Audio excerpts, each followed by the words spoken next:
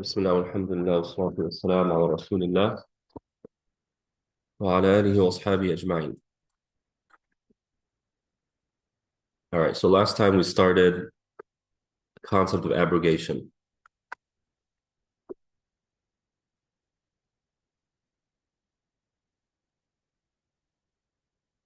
So someone tell me, what is abrogation in general?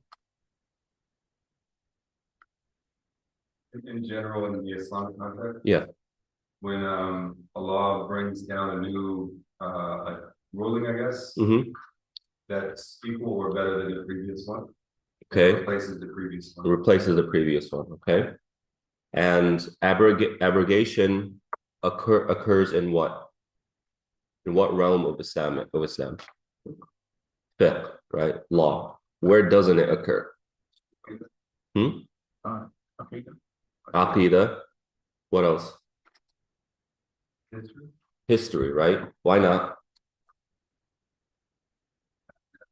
What happened, right? It either happened or it didn't. You can't change your mind.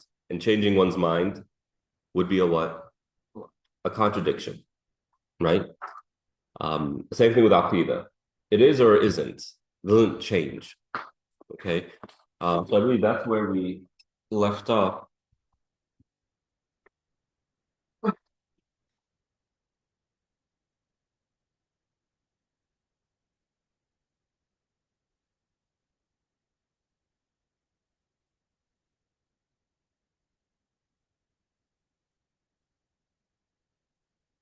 So again, this chord isn't, I guess it's played its lifespan. It was the chord. It's the chord, yeah. All the other, In year 3, what is it? all the other teachers use this. Yeah, I have an old one. I have an updated laptop. I try getting a new one. Right? Or else the chord in year 3 works. So for those online, just bear with me here.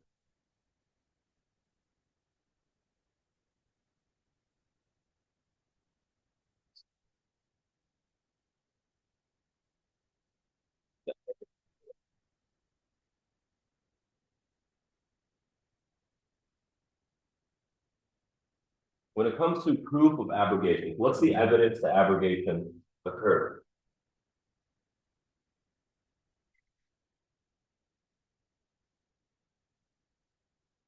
Is it the area of the Quran? Yes, it is. Which one? Wrong, it's on the right, like, Madam. There you go. There you go. That's it. Remember, abrogation in Arabic is what? Nas. Right. And nasikh, linguistically,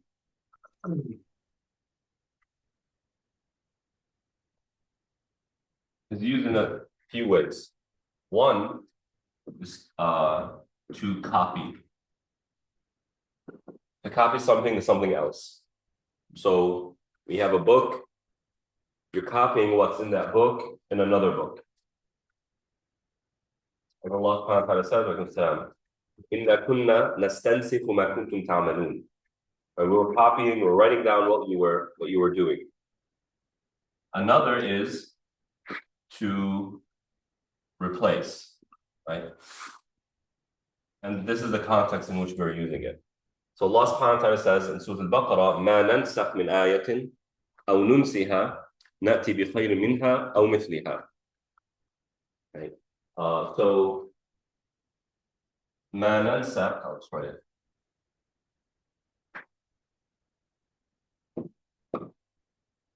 من آية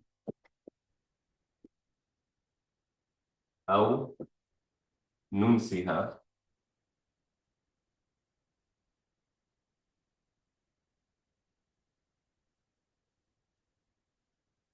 نأتي بخير منها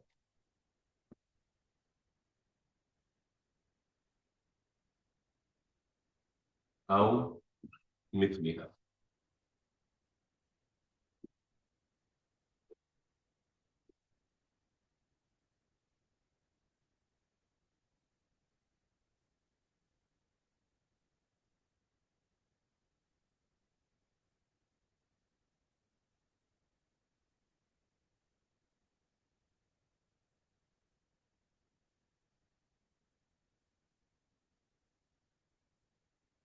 So Surah Al-Baqarah, ayah number 106. And basically what it's saying is we don't replace a verse, or here the scholars differ, nunsiha, either, or we don't cause it to be forgotten, or we don't delay its application, except that we bring something better than it or equivalent to it. All right. So there are two things that this verse is saying can happen to the verse. One, it can be replaced. The other, it can be forgotten. Allah causes it to be forgotten. Right? And I'll explain that in a little bit. So that's one verse. The other verse is in Surah Al-Nahl, in which Allah subhanahu wa ta'ala says, وَإِذَا بَدَّلْنَا آيَةً مَكَانَ آيَةً. وَإِذَا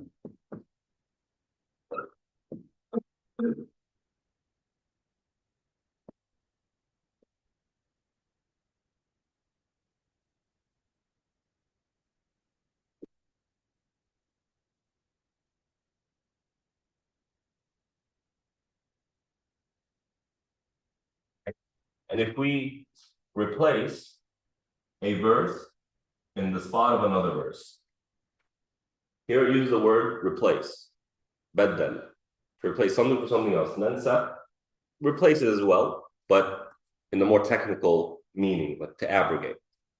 All right, so these are two verses that indicate the concept of abrogation. Now, why is this being mentioned? And the reason is that the Jews of Medina and Jews in general, they deny the concept of abrogation. They say abrogation cannot occur in Revelation. Why do you think that is?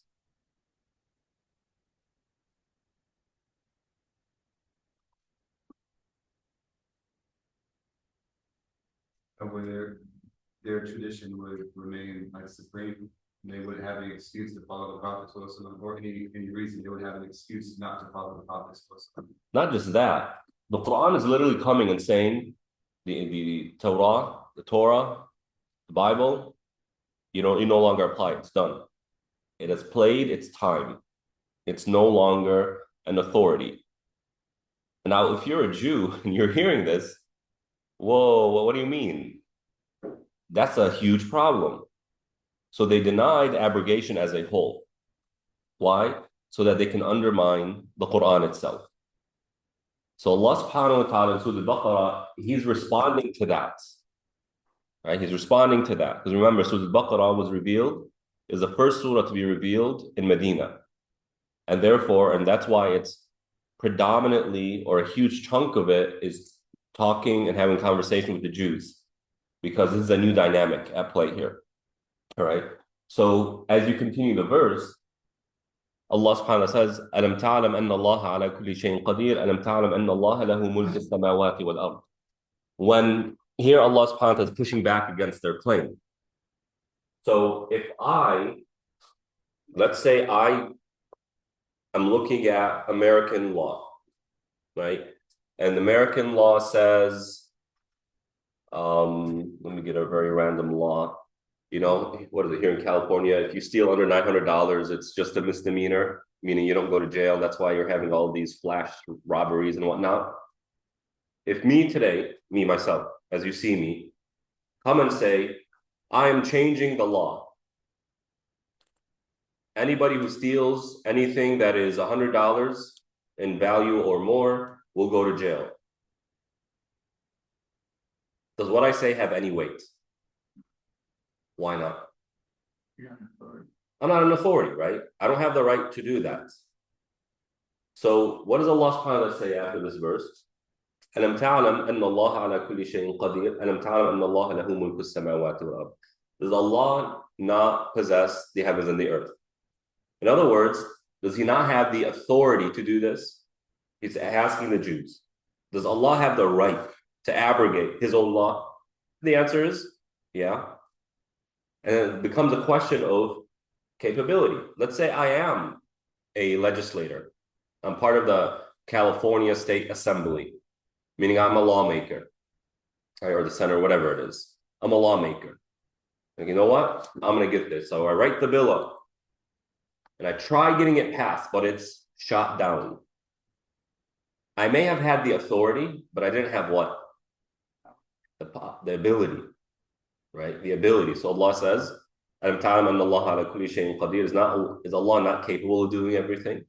So Allah subhanahu wa ta'ala has the authority to abrogate his law, and he has the power to enact that. Right? And if that's the case, how can you deny abrogation? This is Allah subhanahu wa ta'ala's response. So the abrogation verses, are they referencing the changes of law in the Quran? In the Quran, yeah. Are they also referring to And in general, because the Torah is Allah's law. Yeah. Initially, forget about the whole, fabrications and the additions and the exclusions and whatnot done by man. But in general, this is Allah's law. He told Musa to follow it. It was expected from the believers to follow this. And then the Quran comes and says, no longer follow it as a whole. So when Allah subhanahu wa ta'ala says that it causes it to be forgotten, it could be referencing the Quran that Yes. that he caused Mhm. people to forget. As also, we'll get to. also the other books. Yeah, maybe. So for example, you have Suhuf Ibrahim. You have the scriptures of Ibrahim. Where are they? Right? When you look at, for example, the book of Hinduism or whatever, Zakir Naik does this. He looks at it, he reads it, and he finds, man, there's elements of Tawheed in this. And so a person can have a hypothesis that the Hindu book was initially from a prophet, and then over time it was extremely redefined. See what I mean? So we can say that maybe the scripture of Ibrahim was forgotten. We know he had a scripture, but where is it?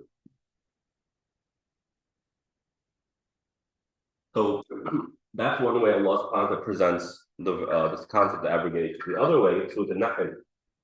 وَإِذَا بَدَّلْنَا آيَةً مَكَانَ آيَةٍ. The continuation is وَاللَّهُ أَعْلَمُ بِمَا يُبَدِّلُ قَالُوا إِنَّمَا أَنْتَ مُفْتَرٍ. If this happens, they accuse the Prophet, Allah is saying, of being a liar. Which one is it? Right? So remember the example I gave you of a possible abrogation, the changing of the Qibla? Right. When that happened, the hypocrites started saying, what's the deal with this guy? One day he's saying face north, the next day south, who knows where things are going to go? What a liar. So this is another way that abrogation causes a problem in people's minds. And that is, they say, okay, well, they just see it as inconsistency, right? So Allah subhanahu wa ta'ala affirms the concept. He doesn't even respond to that claim because it's a senseless claim. When lawmakers change the law every now and then, nobody says that, oh, you're confused, you know what you're doing and whatnot. No, they understand that things change and the law needs to keep up and adapt to that. Right? So Allah subhanahu wa ta'ala doesn't really push back against the claim, but rather just reasserts himself and reaffirms the concept of abrogation. And this is why in all of Islamic history, there is no scholar, whether in orthodoxy or heterodoxy, meaning within the fold of Sunnah, of correct understanding of Islam, or even those who have adopted incorrect understandings of Islam, nobody denied the concept of abrogation in Islam. Until recently. When you hear a Muslim say, oh, no, this is a recent thing. Or else in all of history, you don't find anyone who we were sure made the claim that abrogation never happened. So in the mind of the believer, this is pretty basic stuff, right? Okay. Are you saying there are Muslim scholars arguing for that abrogation never happened? No, in history, No, none. I'm saying people are doing it. Some Muslims, not scholars, right? Some Muslims do it. So they come and say, oh, abrogation, when did it happen? When they fall into this, the same fallacy of those who are accusing the Prophet.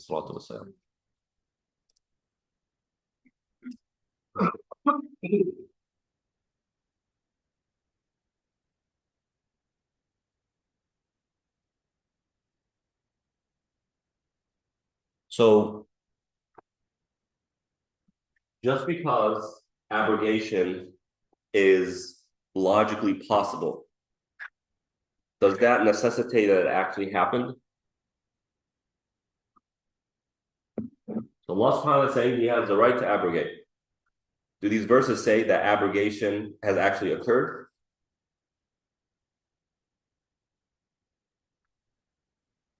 Yeah? How so?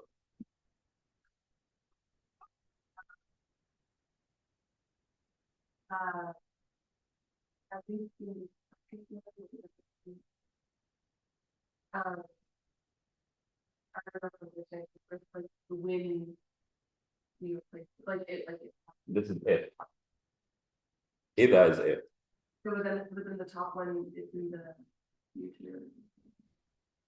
Okay. Says Then we don't abrogate a verse or cause it to be forgotten except that we replace it. Does that necessarily mean abrogation occurred? Like conditional statements, so no. Not necessarily, but perhaps we can say that at least, for sure, we know that the Quran abrogates the previous scripture. So the context of this verse, remember, is in response to the claims of the Jews. So we know that the Quran abrogated that, but does that necessitate abrogation occurred within the Quran itself?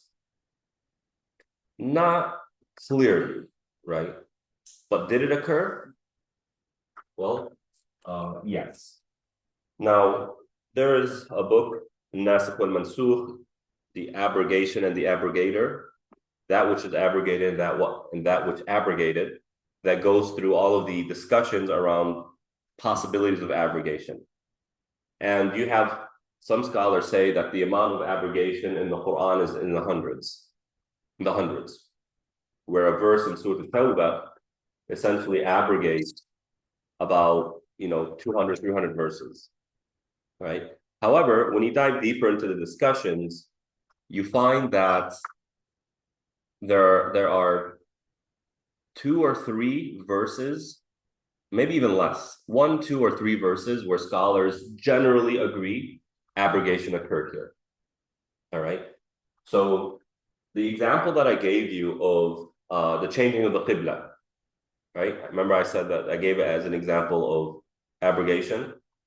However, if you have a discussion, remember, the definition of abrogation is that a verse replaces another verse.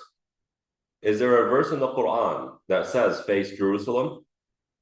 No. We know it was a command, but remember, it's not just simply a command, it's something in the Quran. So is that really an abrogation?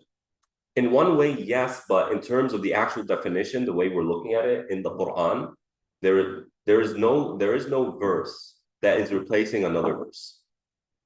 There is no problem of 2 verses that are irreconcilable, right? So is that really an abrogation? Not really. You see what I mean here? So the 2 verses need to be there. And what happens a lot of times is that there are 2 verses that you can understand, you can see the discrepancy between them, but are they necessarily irreconcilable? And I gave you all the example of the waiting period of a widow, right? One verse in Surah Al-Baqarah says the waiting period is 4 months and 10 days. There's another verse, a few verses down, that says her waiting period is 1 year, right? So if we were to write this down,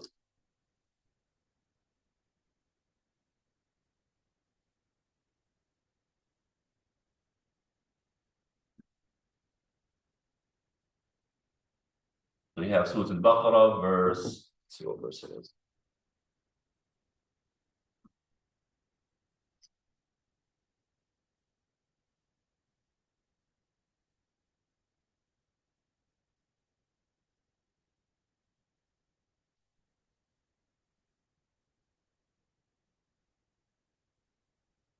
So Baqarah verse 240. Here's Baqarah verse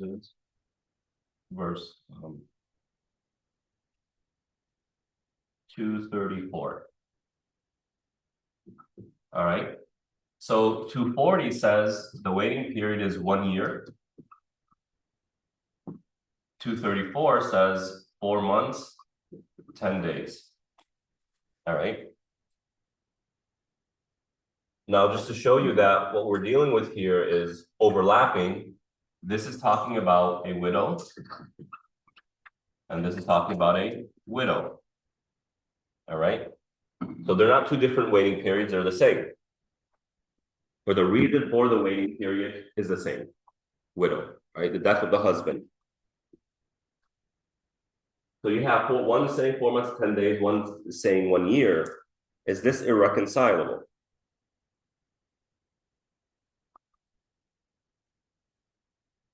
Do y'all understand what I mean by irreconcilable? Right? There's no way we can apply both at the same time. There's no way we can understand both of them.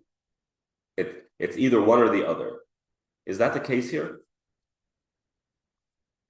You apply 1 year, then it includes 4 months. It includes, but what if you don't? What if you go with 4 months and 10 days? What do you mean? Well, if you do 4 months and you're not doing 1 year, unless they're for two different like circumstances or conditions. Circumstances are the same. I think we said last week, one is perhaps a recommendation, one is, I guess the 1 year would be like some extra credit, if you will, and then the 4 months perhaps is the bare minimum. Okay, so is that a possibility?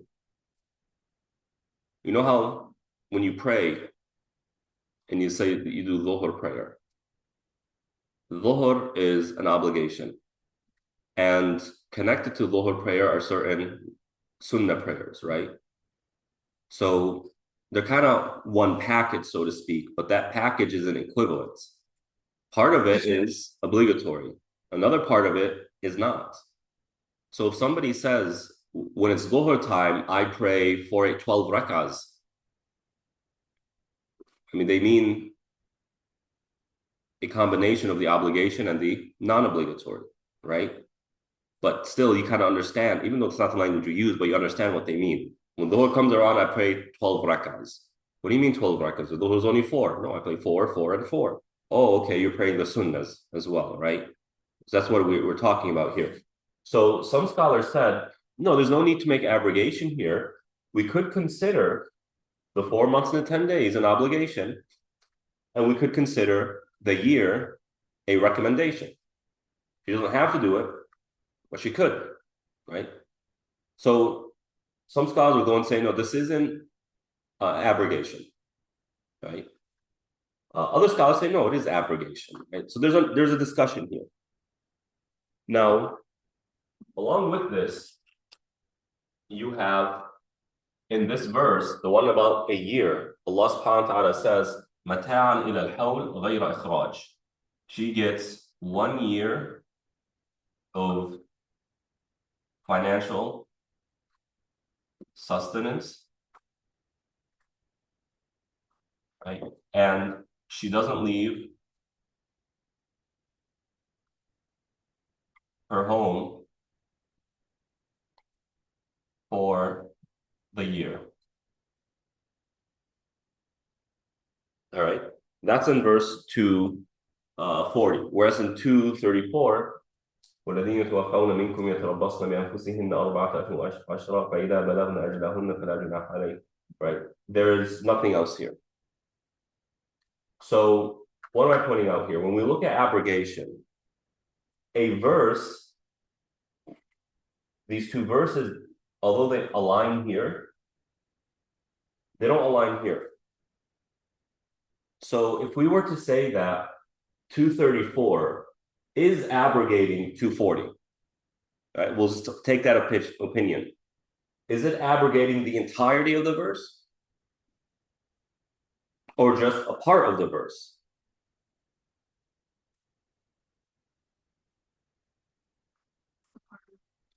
It seems like a part of the verse, right? Well, what do we do with this then? Because the verse 240 is saying part of her inheritance is enough to sustain herself for an entire year. That's in addition to her inheritance. That's a pretty big ruling. And then on top of that, she doesn't leave her home. So is this part being abrogated with the entirety of the verse? Some scholars would say yes. Right? So one of the common questions I get, my husband passed away, can I go to work? Can I wear makeup? Can I do this or that? Right? And it depends on how you're going to analyze this. Is the entirety of the verse abrogated or just a portion of it? An argument can be made for both, right? Now, one more thing. Which of these two came first? We have to know, right? Is there anything in the Quran that indicates which of the two came first? Is this verse being 234, thus ahead of the other one by 6 verses? Does that indicate that 234 came first? No. So its place in the Quran doesn't necessarily indicate what is abrogating what, right? Sometimes the abrogator comes before the abrogated, and sometimes the abrogated comes before the abrogator, right? So its position in the Quran doesn't really give the clues. Where do we get it from? Either the wording itself, there's a wording that says, now or I said this, now it's this, right? Or it's coming from hadith. So Aisha radiallahu ta'ala anha explains that in the days of Jahiliyyah, we used to wait 1 year. So we know that before Islam even came, the Arab tradition or the culture was she would wait 1 year. So we know this came first, right? And then this came second. Yeah. So are we looking at it in a vacuum just for the exercise? Because The exercise. oh, cool. No, but this is an actual example. Yeah, but like the rulings of whether it should be this or that, or does it replace half, all of that, like the jurist would go deep into the hadith, the sunnah, the. Yes. And then does that explain, like, is there a clear understanding of what we apply today based on? There's a difference of opinion among scholars, right? As I'm saying, like, is the entirety of the verse abrogated or not? Some scholars said that she cannot leave her home except for necessary reasons, but for the 4 months and 10 period. Other scholars said no. What she needs to do is to not basically don't dress up in a way that will buy attention or attract attention from potential spouses, and don't go to celebrations. Right. Why? Because this verse isn't saying anything about this. So we assume that it's been abrogated as well. Or else the Quran, when, as I'll give you the example in Ramadan, if rulings change, but Allah wants to keep other parts of the previous ruling, He reaffirms it. All right, we'll give you the example. Inshallah, we'll get to the example of Ramadan and fasting. Okay. Another example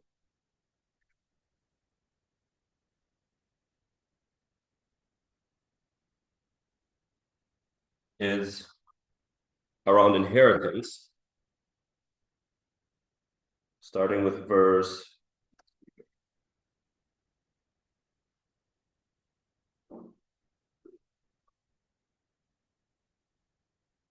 180.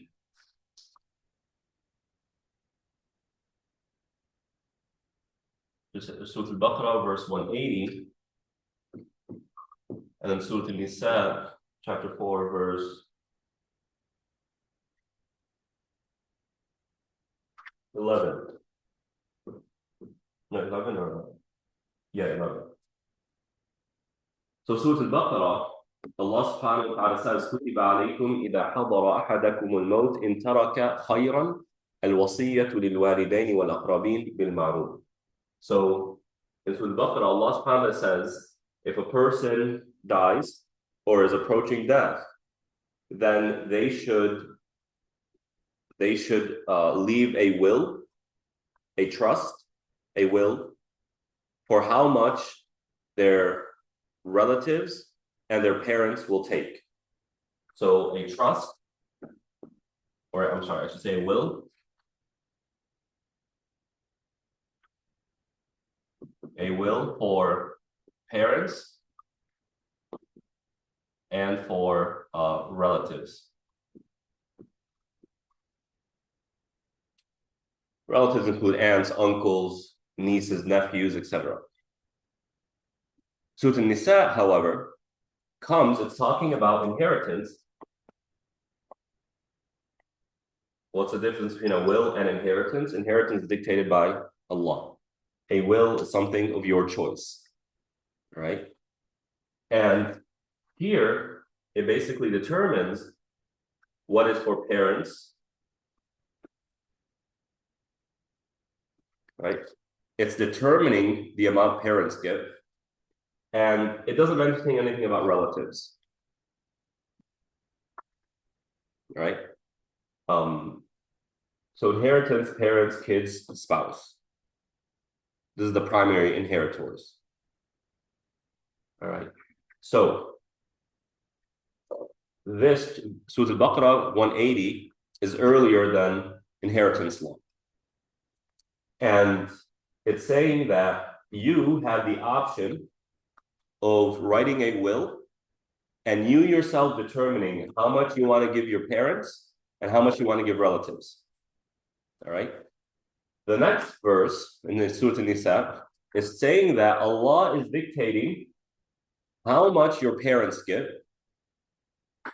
and then doesn't mention anything about relatives. All right. So here, is this reconcilable?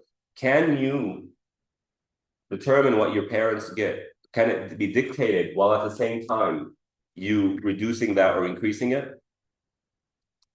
Is there any way of reconciling this? The answer is no. So when Allah subhanahu wa ta'ala says your parents get X amounts, what he's saying is that no less or no more. You can't play around with that. So this right here is irreconcilable. There's no way around it. This is one of the verses I believe the scholars are in general or unanimous, in a unanimous agreement around. All right. So here's where the abrogation occurs. Now what's left? The relatives, right? Since in inheritance law or these verses, the relatives aren't brought into the question, they essentially remain a valid group to have a will for. All right. Now this is inheritance law stuff, but the Prophet ﷺ says you're allowed to dictate 1/3 of your wealth, 1/3 of your inheritance. You can give it to whom you want. Relatives being among that, but you can't give it to parents. You can't take 1/3 and then distribute it on those who Allah has already dictated what they get. All right. But since relatives haven't dictated what they get, you can make a will for them. So is verse 180 from Surah Al-Baqarah completely abrogated? The answer is no. There is still a portion of that verse that remains intact, and that is writing a will for individuals who are not within inheritance law. All right. Yes. So in that scenario, you would take 1/3 out, and then the inheritance law would apply to the remaining 2/3. Yes, on those who Allah subhanahu wa ta'ala has dictated. Yes. Now, I don't expect you to kind of grasp inheritance law. This is the hardest unit of fiqh, but do you understand kind of the way abrogation is working here, at least in general? So just because a verse can be partially abrogated, but not entirely abrogated.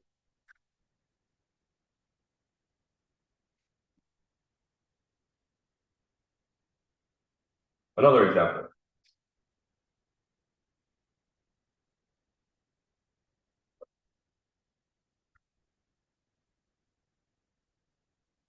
Most abrogation occurs in Surah Al-Baqarah.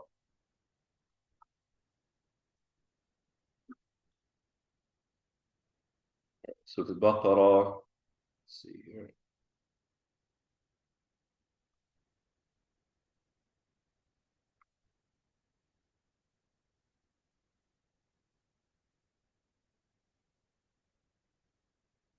184 and 185.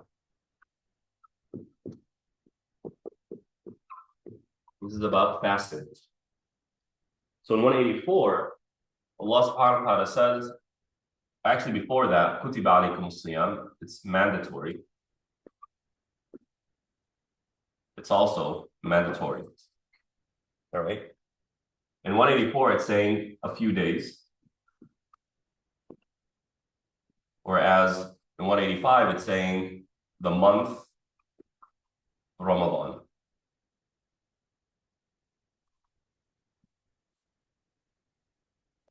In 184, it's saying you travel or ill, you don't have to fast. Same thing in 185. And then in 184, it's saying you have the option of paying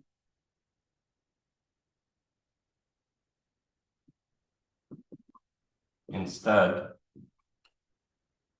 of fasting. Whereas in 185, it says you must fast.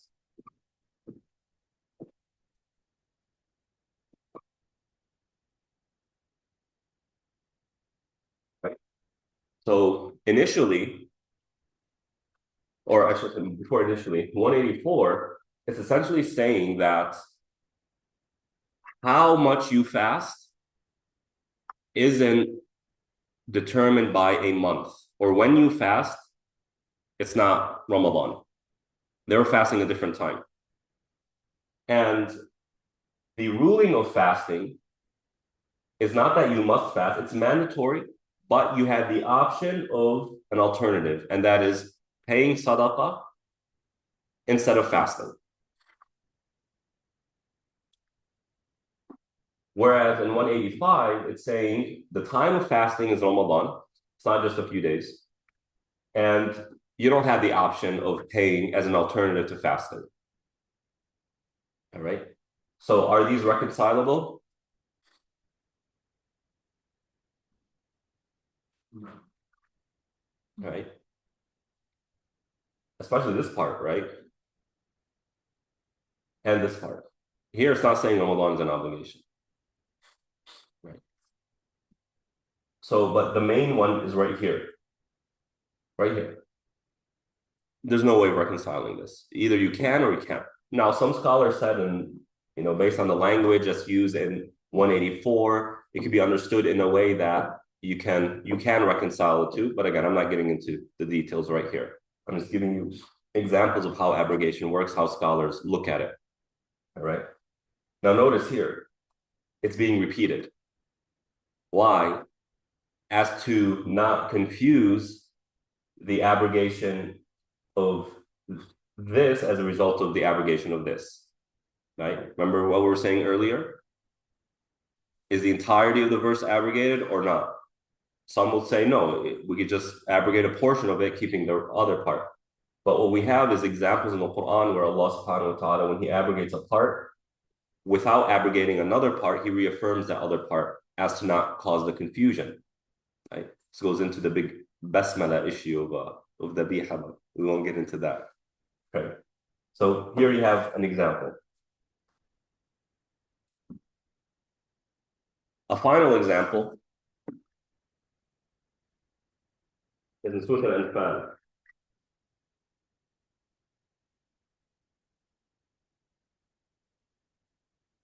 Chapter 8, verses 65 and 66. Oh, before that, how do we know which is before, which is earlier? From hadith. We know the companion said that we started off fasting just a few days, Ashura, and we had the option of paying instead of fasting.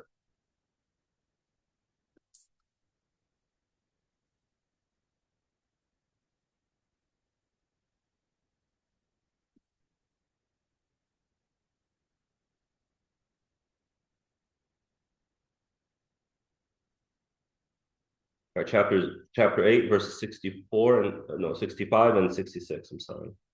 65 and 66.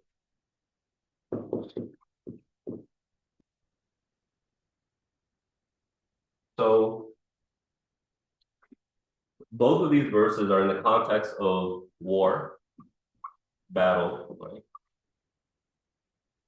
And it's both in the context of being outnumbered.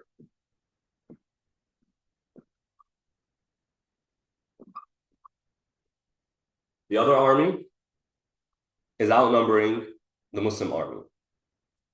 In verse 65, it's saying the ratio is 1 to 10.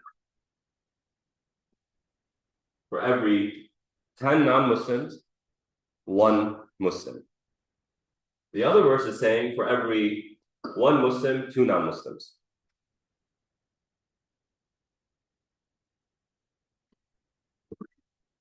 All right?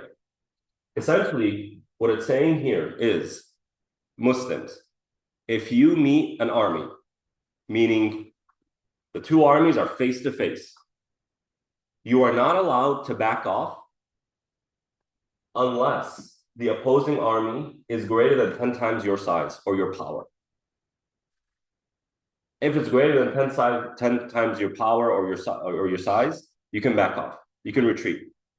But equivalent or less, you have to stand your ground. Then it's saying, no, we're gonna reduce that for you. If they are twice your size or twice your power, you must stand your ground. But if they're more than twice, you don't have to stand your ground. Is this an abrogation?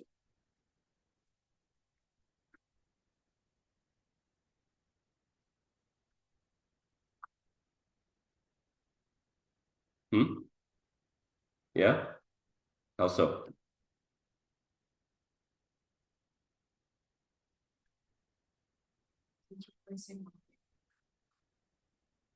Is it though? So when you look at the major battles post life of the Prophet, when the Muslims met the Persian army and the Roman army, the size of the Muslim army was about 20,000, and the size of the Persian army or the Roman army was about 120,000. So 5 times as much, or 6 times as much. Did they disobey this verse?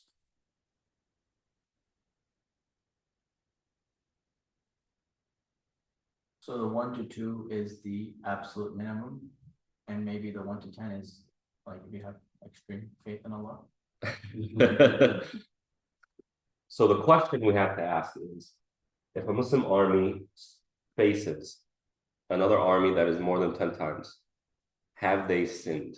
Is this verse saying you're not allowed to face an army that is greater than 10 times your size?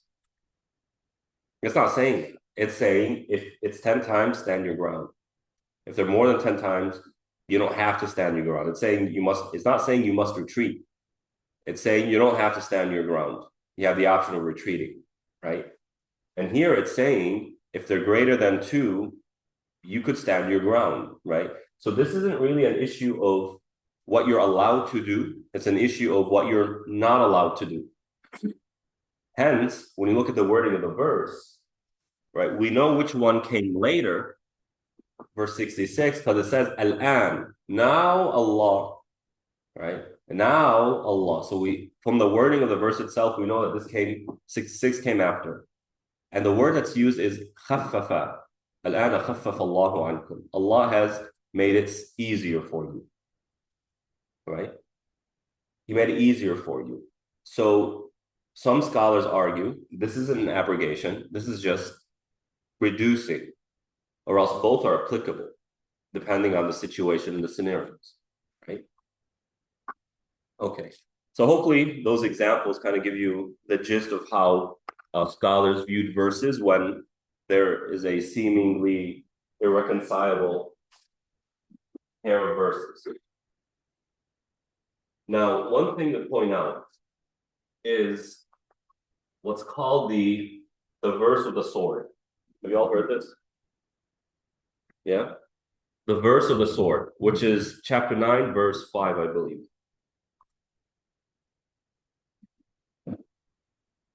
Yeah, chapter 9, verse 5. This is called a chapter of the verse of the sword. And it's called the verse of the sword because essentially Allah subhanahu wa ta'ala in the verse says, فَقْتُلُوا الْمُشْرِكِينَ حَيْثُ وَجَدْتُمُوهُمْ. kill the polytheists wherever you find them. It sounds like pretty much a green card for open war, any and all time and unconditionally, right? And by the way, it's not the non-Muslims or the Islamophobes who are calling this the verse of the sword. It is Muslim scholars who are calling this. And some scholars said that this verse right here abrogated, close to 200 verses. Okay, what are those 200 verses? They're all the verses that say, don't retaliate, just forgive and forget, be patient with their aggression and whatnot. That was first. And then later, when the Muslims had the military might, Allah subhanahu wa ta'ala is saying, you no longer forgive and forget, you retaliate. All right. However, other scholars said, hold on, wait a minute. First of all, this claim that this verse is just an unconditional call of war is not true. Right? It says, فَقْتُلُ الْمُشْرِكِينَ, polytheists. That's different than people of the book, one. Number two, the context in which this verse is being revealed is very specific. It's incredibly specific, right? So to say that it's a claim or a permission for open war anytime, anywhere is inaccurate.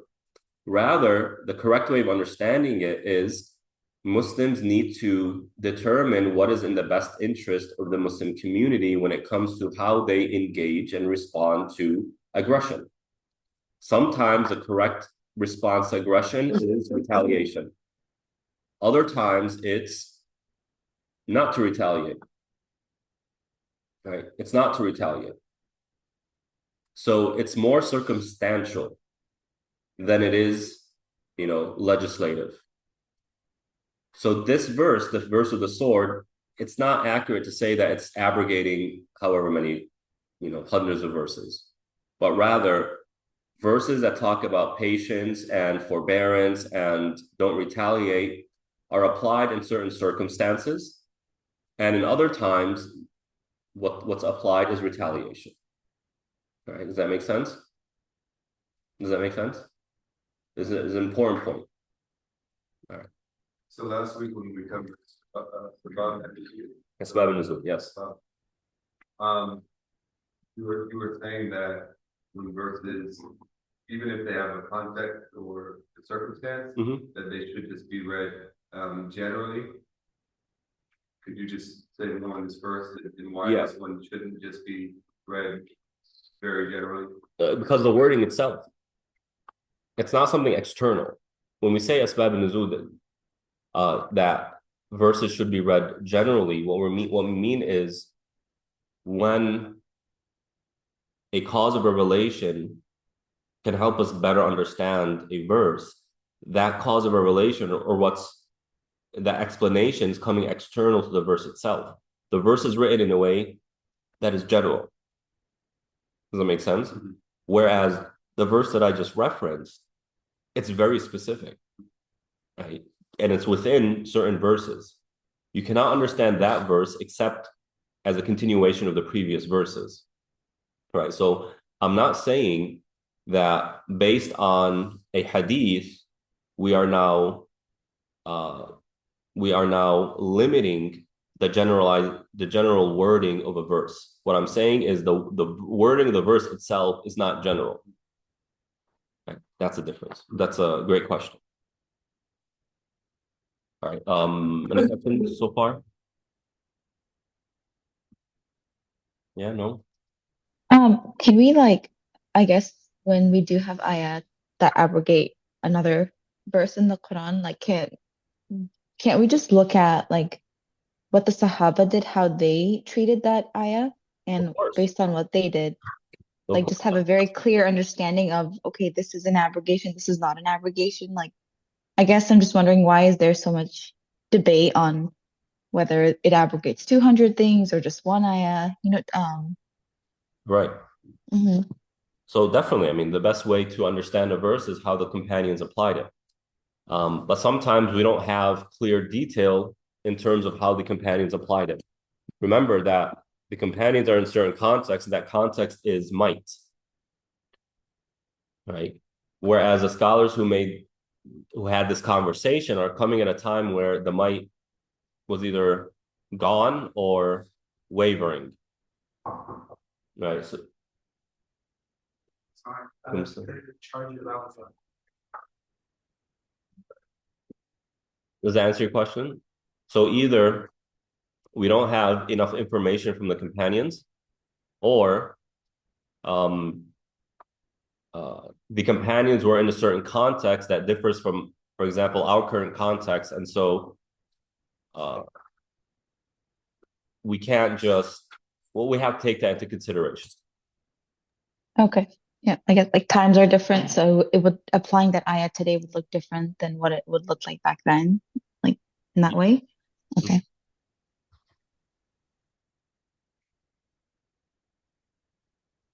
Any other questions? Okay, so to get, like, how do we see in that area that the wording itself is. Right. فَإِذَا انْسَلَخَ الْأَشْهُرُ الْحُرُمُ, the sacred months. Right. That's one. That's very specific. Today, there's no concept of sacred months.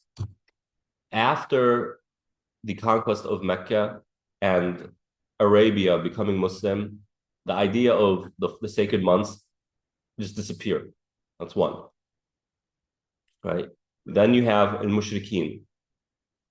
The Mushrikeen is understood as the Arabs. That's different than the people of the book. In our times today, I mean, a small amount of our conflicts has to do with polytheists. It's more about people of the book, right? فَإِن تَابُوا وَأَقَامُوا الصَّلَاةَ, right? If they repent and this and that. So you're adding a condition here, right? That warfare, there's a strategy and a goal intact, and that is repentance. So you have that. And then the fa إِذَا. The fa here links this verse with the previous verses. Right? Fa إِذَا. So the fa here, it's going back to it's linking it to the previous verses.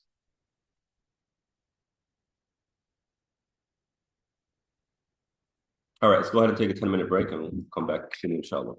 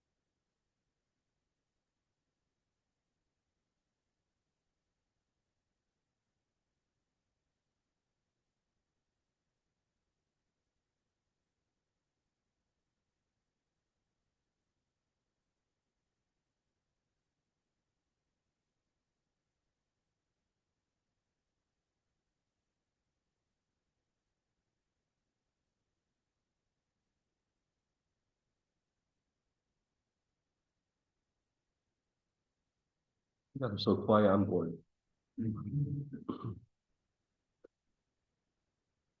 All right, bismillah. So the last thing to discuss when it comes to abrogation are what's called the types of abrogation.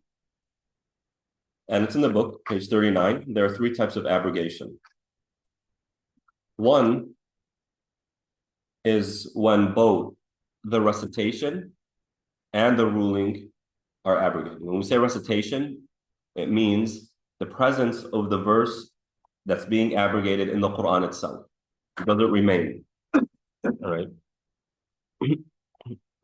In other words, this type of abrogation is saying something, a ruling once existed, and it existed in the Quran, and now it no longer exists, not in the Quran and not in application. Excuse me. Right? Not in the Quran and not in application.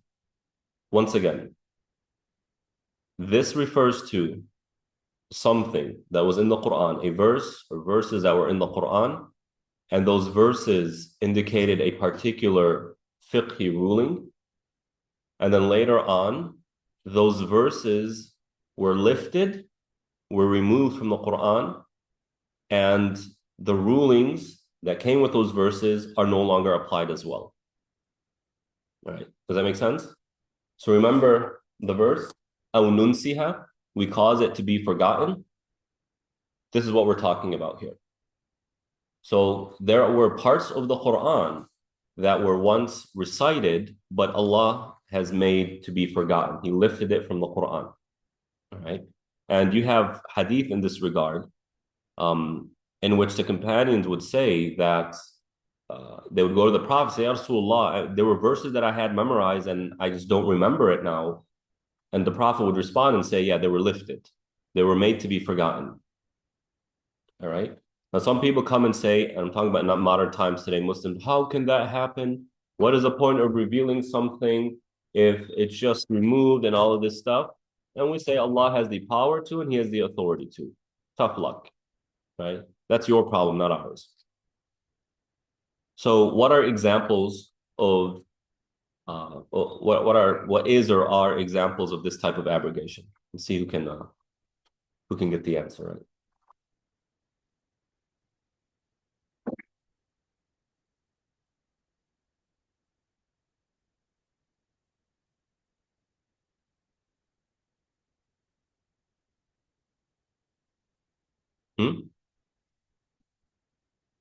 We still remember it there.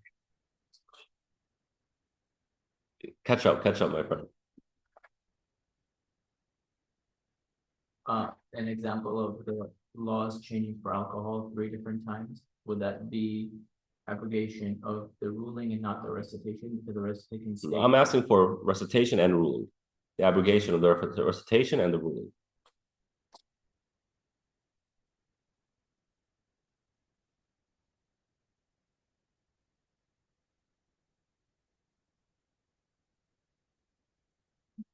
It is in the book.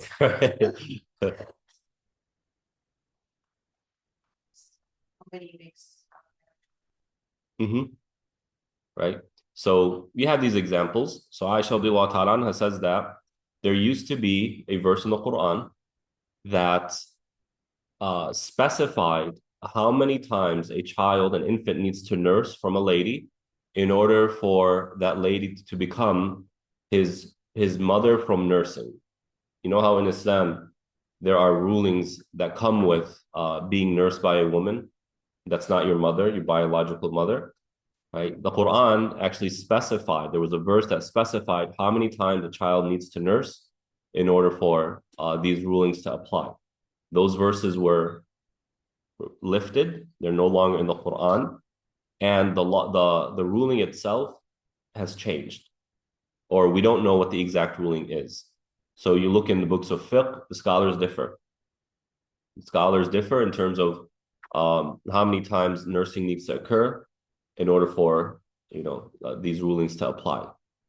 So once it was identified and specified and the ruling was applied, but then later that verse or verses were lifted and the ruling was abrogated as well, meaning it's no longer, we don't have specificity in this regard, right?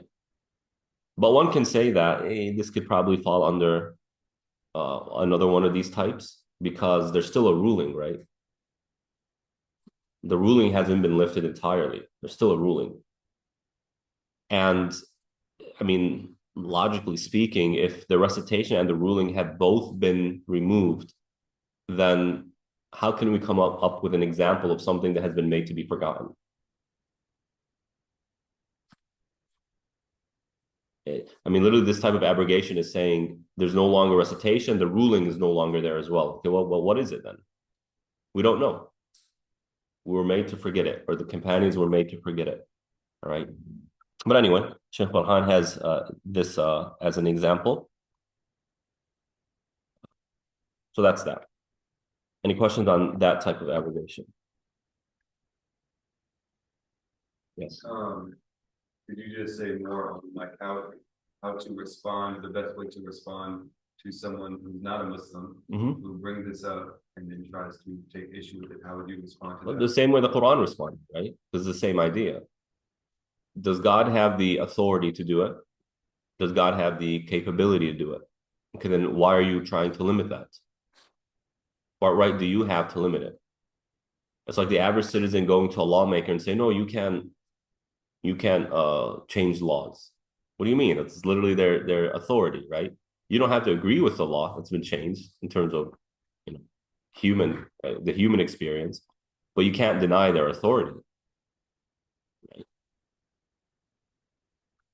Yeah. I think like a month or two ago, you talked about how the phases of the revelation. Would these forgotten verses be considered part of the Quran, I guess, in the preserved tablet or whatnot?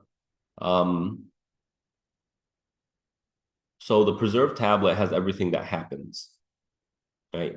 So what's in the preserved tablet, the assumption is that these verses that were made to be forgotten are there in kind of the process, that initially they'll be revealed, and then at this time they will be lifted and forgotten. And then the end result of the Quran, or the final product, so to speak, is as we know it. All right. The second type of abrogation is when the verse is removed from the Quran, but the ruling remains. Right? The verse is removed, but the ruling remains. And an example of that is stoning the adulterer. Right? This is a big question. And some scholars, or I won't even call them scholars, some Muslims throughout history have made a fuss about this. Right? And that is, Umar radiallahu ta'ala says that there was a verse in the Quran that identified and specified the punishment for married individuals who commit adultery. And that punishment is for them to be stoned. The verse was removed, but the ruling still applies.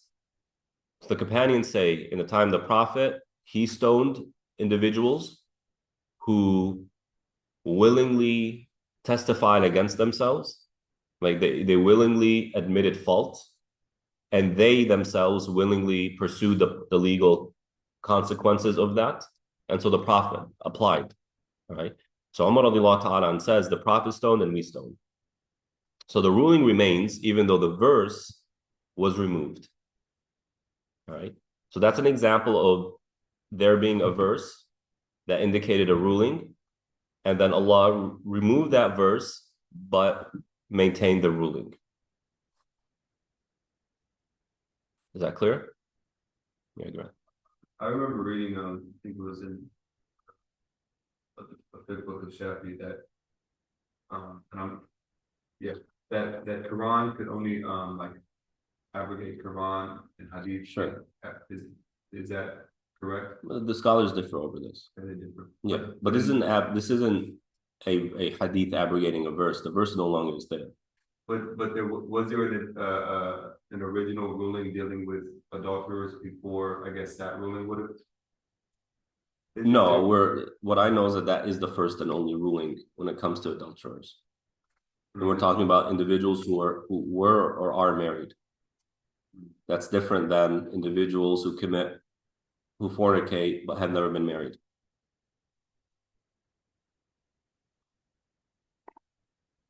The third type of abrogation is the abrogation of the ruling, but not the recitation. Meaning the verse remains, we still recite these verses, but the fiqh behind those verses are no longer applied because they've been replaced by another verse, which is what we were going over, right? For example, the waiting period of the widow. Both verses are there. The abrogator and the abrogated verses are there. But we apply the ruling of one and not the other. Does that make sense? Right. And now what Grant was getting at is what can abrogate a verse in the Quran? Obviously, a verse can abrogate a verse, but can a hadith abrogate a verse? Scholars differ. I don't care to get into that conversation, but just for your information. Right? Scholars differ over whether a verse can abrogate, a hadith can abrogate a verse. Even some scholars said, a hadith mutawatir, a massively transmitted hadith can abrogate a verse, but not a hadith less than that and whatnot. So there's some conversation there. All right, that's abrogation. Any questions on that?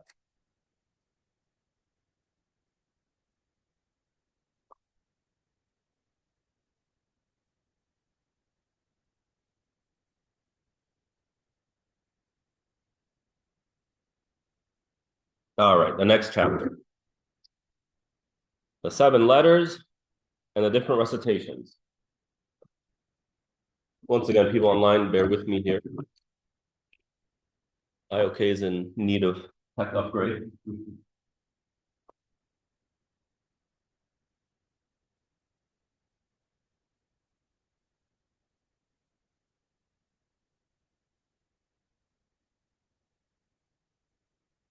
Now, this chapter is, I think, pretty simple.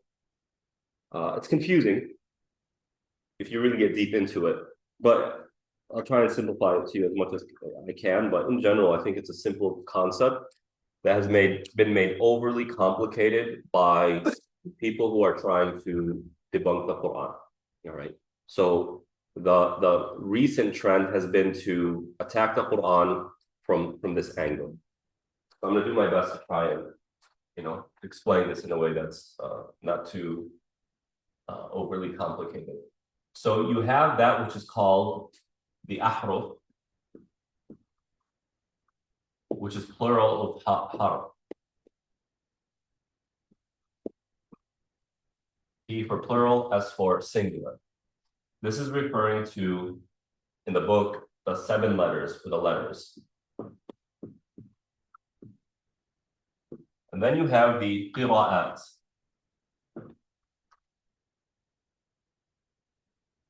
Qira'at, which is plural of qira'ah. Qira'ah is recitation.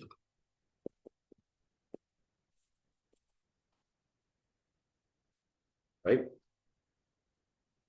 You have 2 things. You have the ahruf, which is translated as letters of the Quran, and you have the qira'at, which is translated as recitation of the Quran. For letters, another way of terming it is dialect.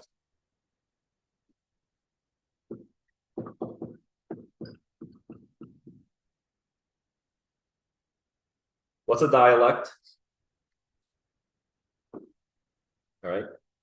For Arab speakers, the way Jordanians speak in comparison to the way Syrians speak, and the way in comparison to the way, Saudis speak, Yemenis speak, and Egyptians, if they want to say they speak Arabic and not Muslim, right? Then you can add that. They're all speaking the same language. To the extent that wherever you are from these countries, from this region, you can go to another region and by and large understand everything that they're saying. Unless you go to Iraq, then it's a different story. Or if you go to Maghreb or Morocco, they're not even speaking Arabic, right?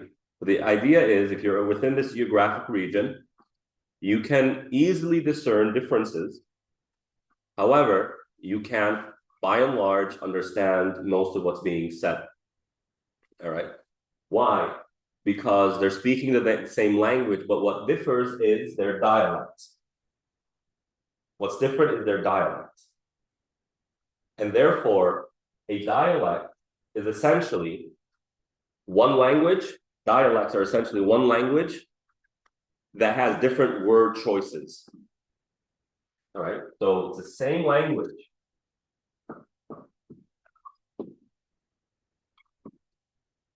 but with different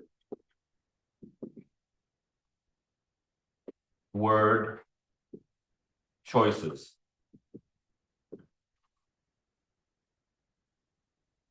So as you know, Palestinian, I say bandora, and as an Egyptian, I mean, you know what do you say? Tomatis. If I say look, I say talla. What do you all say? Bus, right? Right. I say fem or tim, they all say book, right? Book. I understand what they're saying because I'm watching enough Egyptian sitcoms to understand the dialect. But the idea is same language, different word choice. Do you say cola? Or do you say soda? Do you say pop? Do you say Pepsi? Anywhere you go in America, they're going to understand any one of these that you say. But depending on your word choice, it's going to indicate what? Your geographical location. This is dialects right here. Same language, different word choices. Those words are synonymous. Okay? So in Arabia, you have different tribes, right? Same geographical region, same language, they're all speaking Arabic, but depending on what tribe you come from, you have slightly different word choices. Okay? And therefore, you can quickly determine what tribe or what region in Arabia somebody's coming from simply by their word choices. So there's a story of a judge who had a case.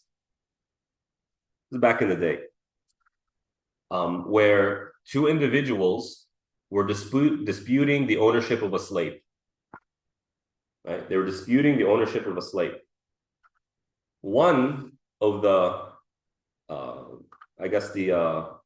the defendant, one of them, the defendant, let's say, was a Yemeni person, and the plaintiff was, let's say, an Egyptian, for example. So they're disputing. Neither of them have clear evidence. So the judge is very clever and asked the slave, he pulled up a piece of wheat, and he said, what is this? And he gave a word that coincides with the Yemeni dialect. He said, he's for the Yemeni guy, go, right? So you can tell. That's the different letters.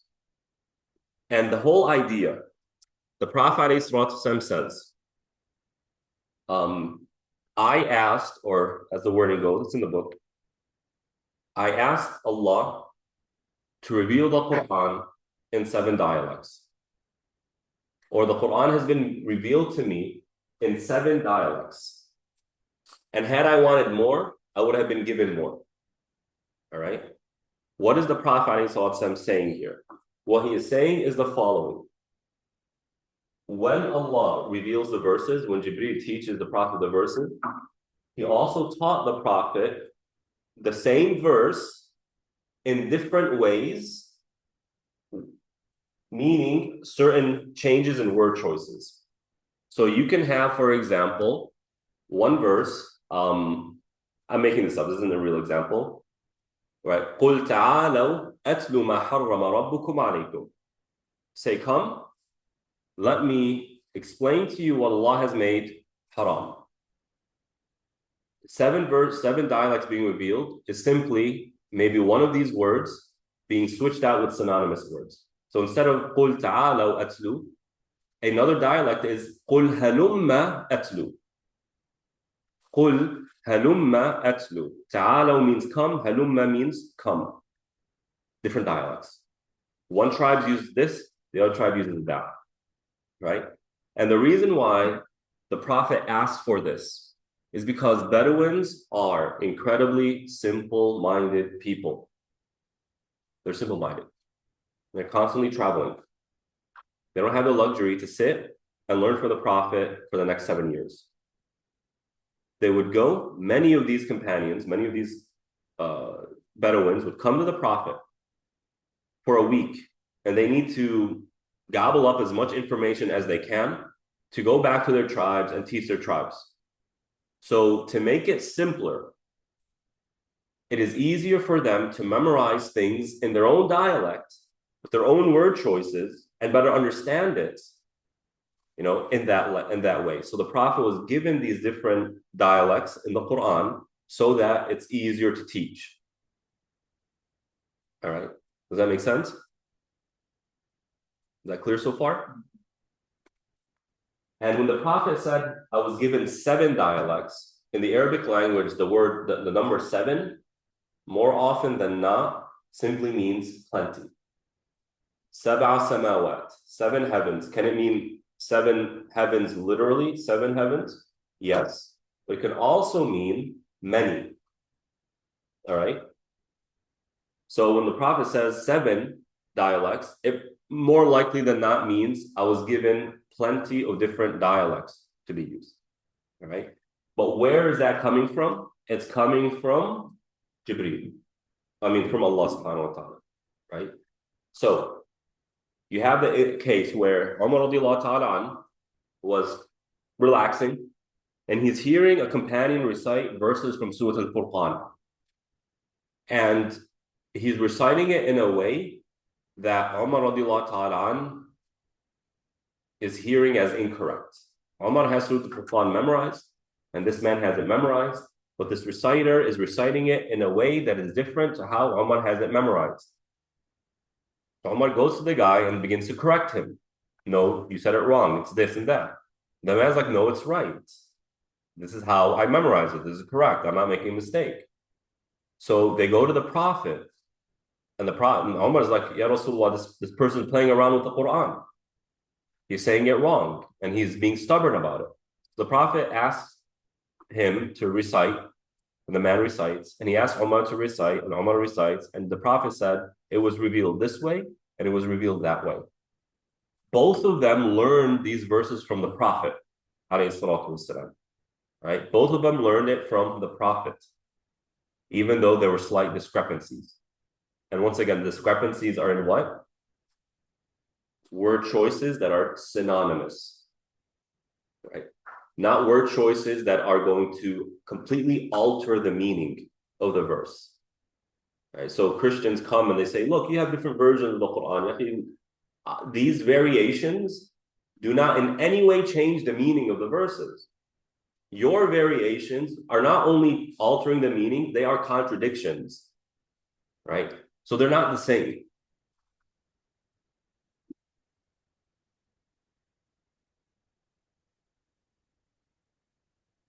Now, remember when we went over the compilation of the Quran?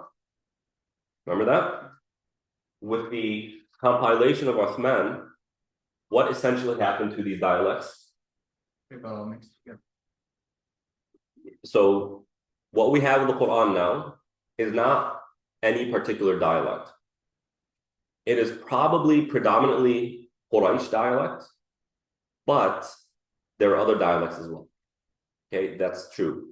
What else happened to the dialects with the standardization of the Quran? That's it. It's the end of dialects. There's only one way of reciting the Quran now. You don't have the freedom of reciting based on the dialect that you learned. That's gone. That make sense? Okay. So the consequences or the result of the Uthman is that the Quran is not one particular dialect. And then number 2, it's the end of Ahro. Right? You don't have the luxury, the freedom to recite based on the dialect that you learned from the Prophet or from a companion.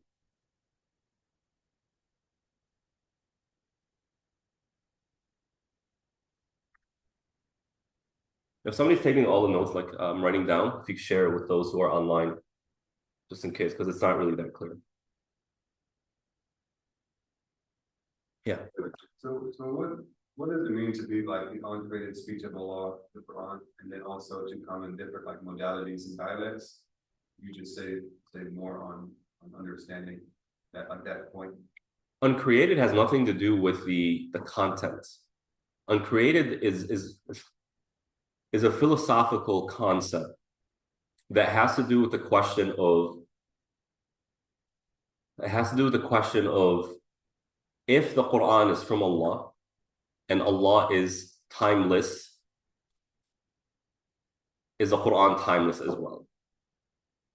So the orthodox answer to that is yes, it's timeless, because speech is an attribute of Allah. It's something He does. And since Allah is out of time, what He does is timeless as well. That's what's meant by uncreated. It's completely irrelevant to this topic. And it's completely irrelevant to the content of the Quran, right? So that's one. And then the second is, if it's all from Allah, then it's all from Allah, right? I think maybe you're trying to get at the how is it miraculous? Yeah, I mean all that together. I mean, how is it not? If the miraculous nature of the Quran is predominantly its linguistic capacity or capabilities, slight changes in wording does not necessarily reduce that. It's still as miraculous, whether you say ta'ala or halumma.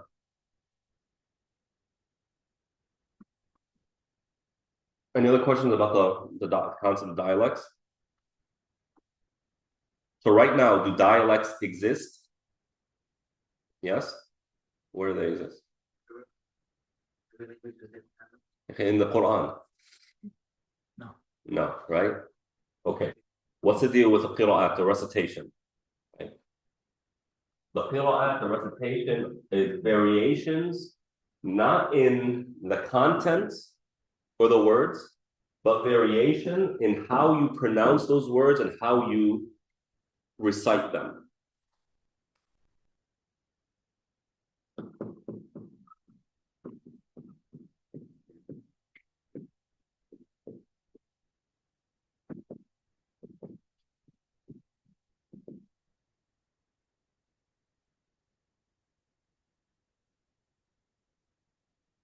The first is more of completely different words, whereas the second is more of where the.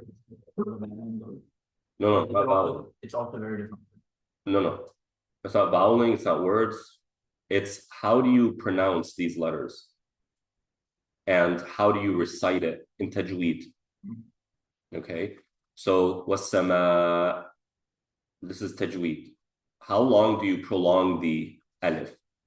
Is it 4? Is it 6? Is it mandatory? Is it not mandatory? How do you connect certain letters in recitation? So, does anyone here know different Welsh? No. You can detect slight variations. For example, min al-ard. That's how you will most likely hear it. Min al-ard.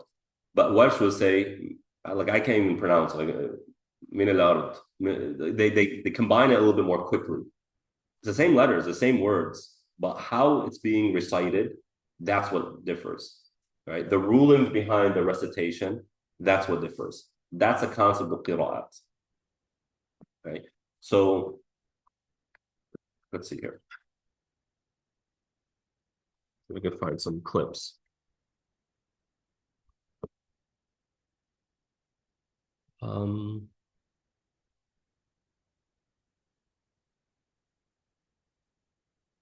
You gave examples before of old Qurans that don't have dots.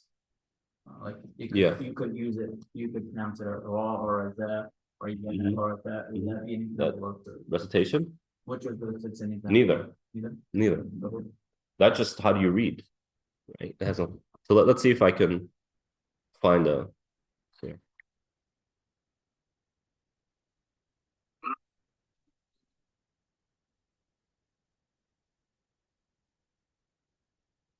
So that was Hafs. Okay.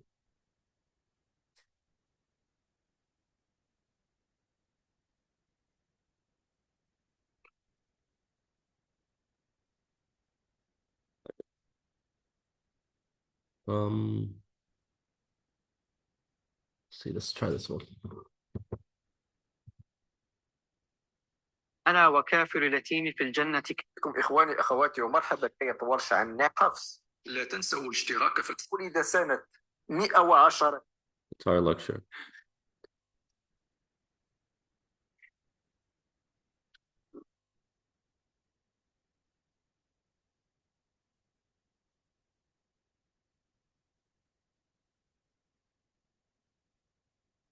الحمد لله.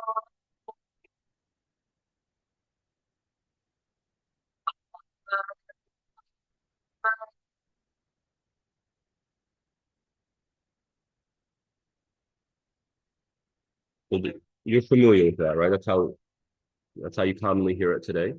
This is a different This is a different recitation. Let's see if you can notice the differences.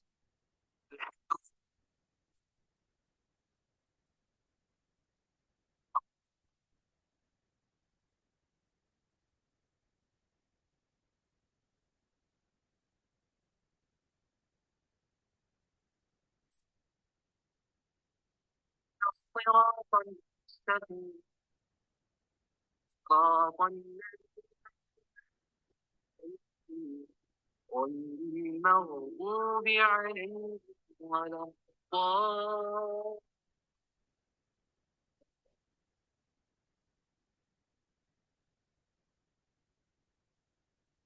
Not too many differences, but there's one. Let me find a recitation that's very unique.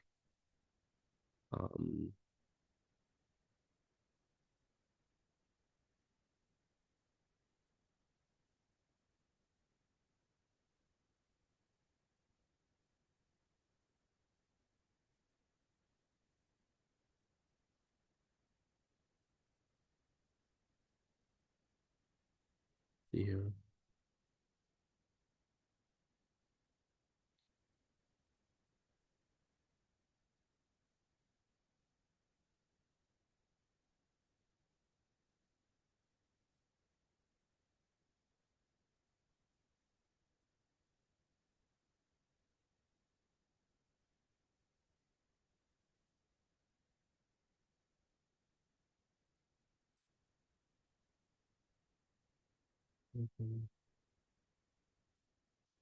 Let's try this one.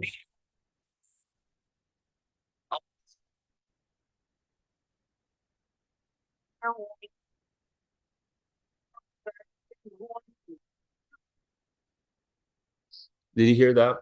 وَمَا تَهْوَى الْأَنفُسِ. That's a recitation. Whereas you'll standardly hear it, وَمَا تَهْوَى الْأَنفُسِ. There's no pause. That slight difference is a difference in their recitation. Right? وَلَقَدْ جَاءَ versus وَلَقَدْ جَاءَ. That's a difference in pronunciation of letters. Huda, right? Versus Huda.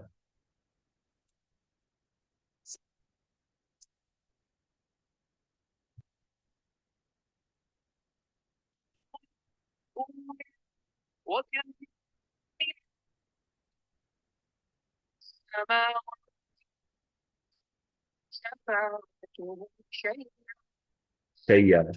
Shayya versus Shay'a, right? How do you pronounce the Hamza? This is what we're talking about when it comes to recitation. Yeah. Like,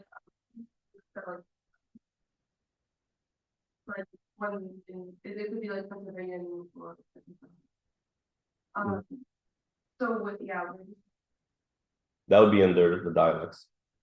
There's two completely different words. so how do we have that preserved? We don't. What do you mean? Where are the two? I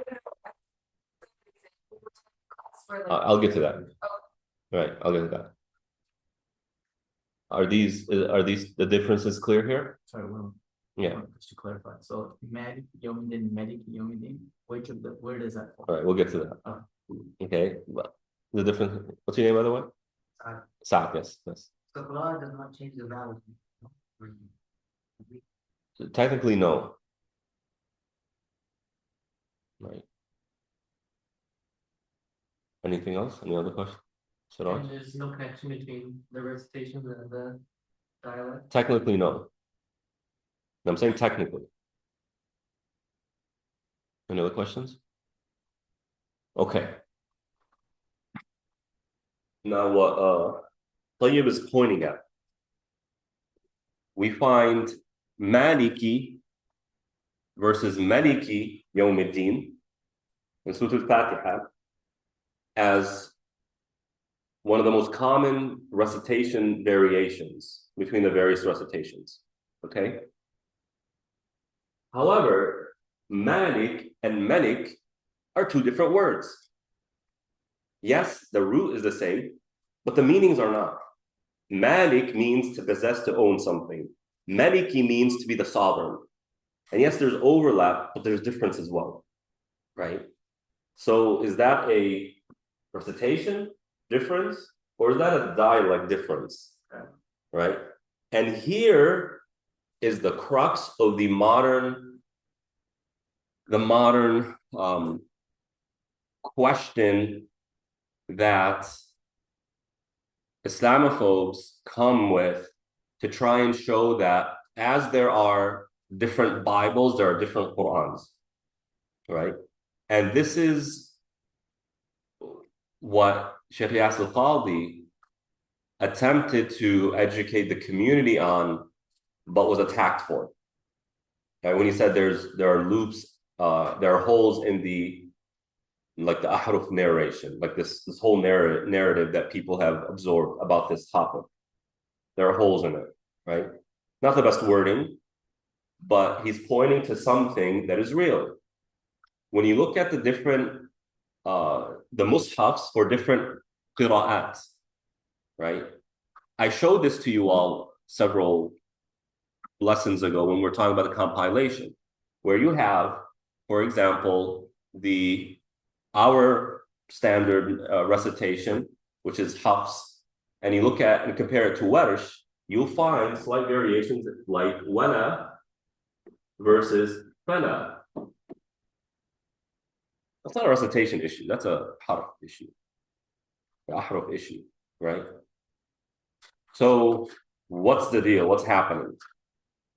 Well, first of all, those who are trying to disprove the Quran because of this, saying that there are different versions of the Quran, you don't understand the Arabic language, or else you'd know that these are different versions. They're the same meaning, right? But it's being communicated with different words, even if there are different letters, like wa versus fa. It's not, this isn't going to change tawheed to not tawheed, right? That's one.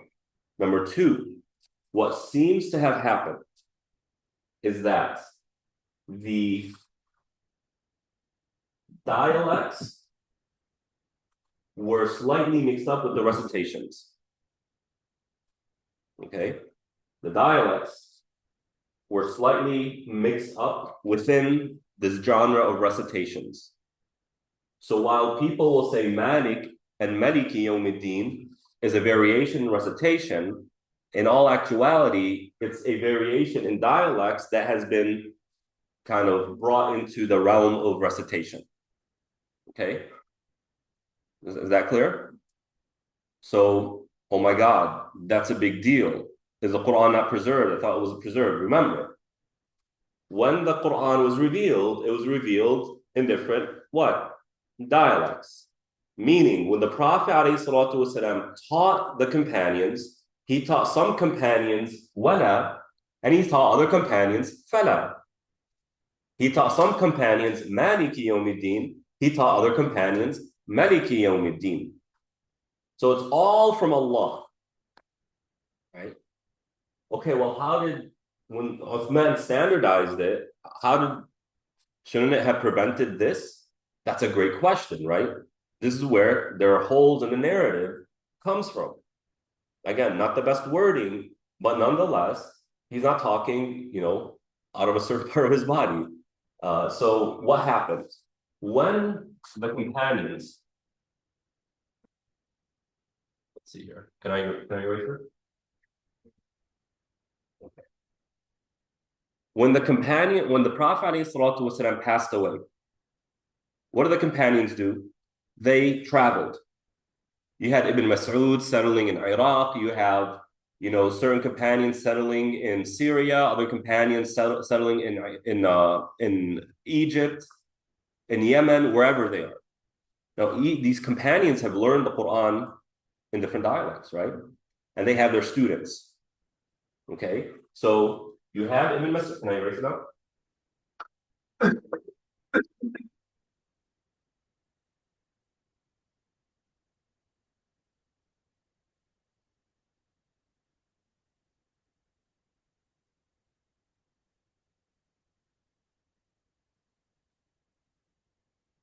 So you have, let's say, for example, Ibn Mas'ud.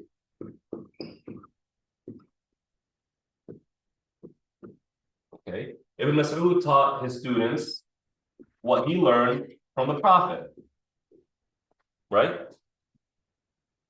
And then they taught their own students.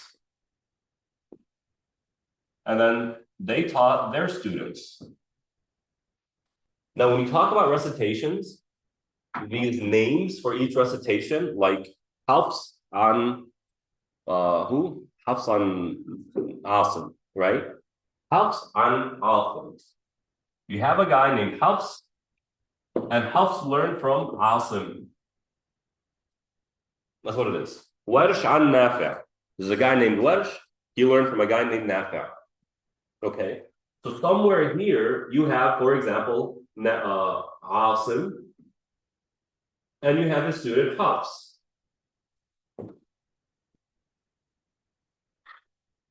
Now, technically, their sanad goes back to a companion.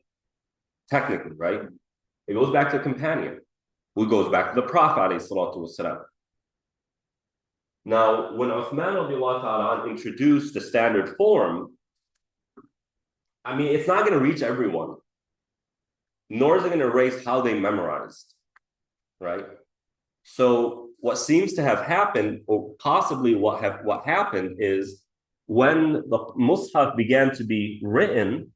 Where's the Mus'haf?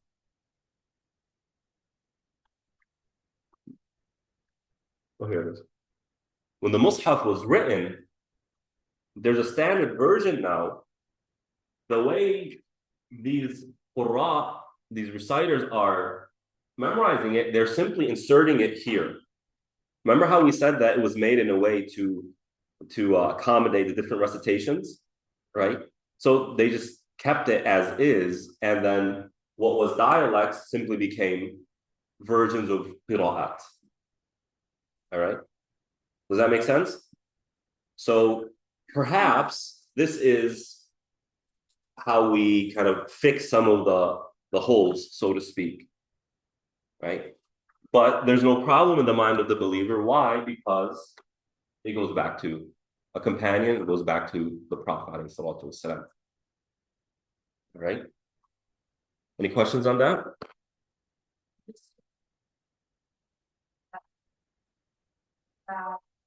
When you had, when we had the there were still like, students, or students of the friend, and then they like what used to be considered dialects became incorporated into the category of recitation. Exactly. Right? The primary form of transmitting the Quran at this time was orally. You don't have access to print. But when the print became more accessible, I think people simply imposed the way they learned to recite the Quran onto the way they wrote it, the calligraphy and whatnot. Yes. Technically speaking, the oral tradition is equal or superior to the written. It's equal. Equal. So there's no like Almost, it almost doesn't matter when it's written because there is mass transmission orally, so it's not. Right, but that's not the crux of the concern. The crux of the concern is when you have these variations, are they from Allah or not? Who cares how it got to us? The question is this from Allah? Right? Is it fala and wala are both from Allah, or is it one or the other? Because if it's one or the other, that's a big problem. But hopefully the way, kind of how I've come to understand it and present it to you all is that it's all from Allah, subhanahu wa ta'ala. So whether you're reciting wala or fala or malik or malik, you're still reciting the Quran as it was revealed by Allah to Jibreel to the Prophet and then taught to the companions. And the evidence for that is the mass transmission, like we discussed, like with the freeway, like if you're coming and someone says there's traffic, and then some complete other stranger comes and says there's traffic. So is it the way, like, the transmission of Quran is? Yeah, so remember, one of the criteria for the definition of the Quran, or one of the elements of the definition of the Quran was mutawatir, right? So in order for something to be Quran, it must be mutawatir. And by the way, there are recitations that are weak, they're shadh, they call them, right? That their chain of narration is not linked correctly. So there are available ways of reciting the Quran that are invalid ways of reciting the Quran. Just be aware of that. But the whole science of the qira'at, I mean, that's its own, field of study. Yeah. Yes. Is said it's called Hafs, the way that we recited?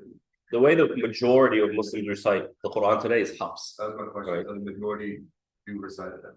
Yeah, and the reason why is it has to do with the Ottoman Empire. That they popularized this form of recitation.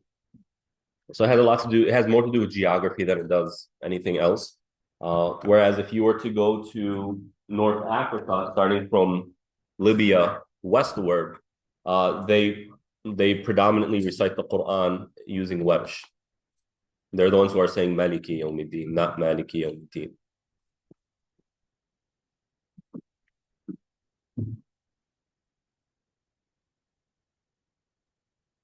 And the way that, like, your mushaf right there written in the This is Hafs. Hafs. This is the Medinan copy of the Quran. Modern day Medina. Other question? Siraj? Are there mushaf that digit spelling or Yes. so someone pictured that Yeah, it's there. I once had a community member say, "Shit, what is this?" He came to me in the masjid, right? Like, oh wow, this is in the masjid. I took it because they're not aware of this. So in their mind, this is a disaster, right? In the Arab world, I guess in the Emirates, their copy of the Quran titles Surah Isra as Surah Bani Israel, right? And it was a big fuss. Look at how they're trying to change the Quran. Look at this, and that, right? Now, it's always possible that there's a malice behind that. But the companions themselves called Surah Isra Surah Bani Israel. They themselves called it Surah Bani Israel, right?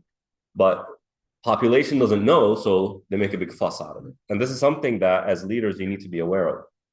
And the Prophet, he practiced this. He understood what people understand and what they accept and what will cause a big fuss. He avoided it. Like, he didn't rebuild the Kaaba in its original foundations because, as he tells Aisha, your people wouldn't understand it. They'd make a big fuss out of it. They forgot that Ibrahim built it in certain dimensions and they couldn't rebuild it in those dimensions because they didn't have enough money. But if I were to do that, it would be a big problem. Right? Okay. Next week is our last week of before break. It's also our last week of content. After break is the final.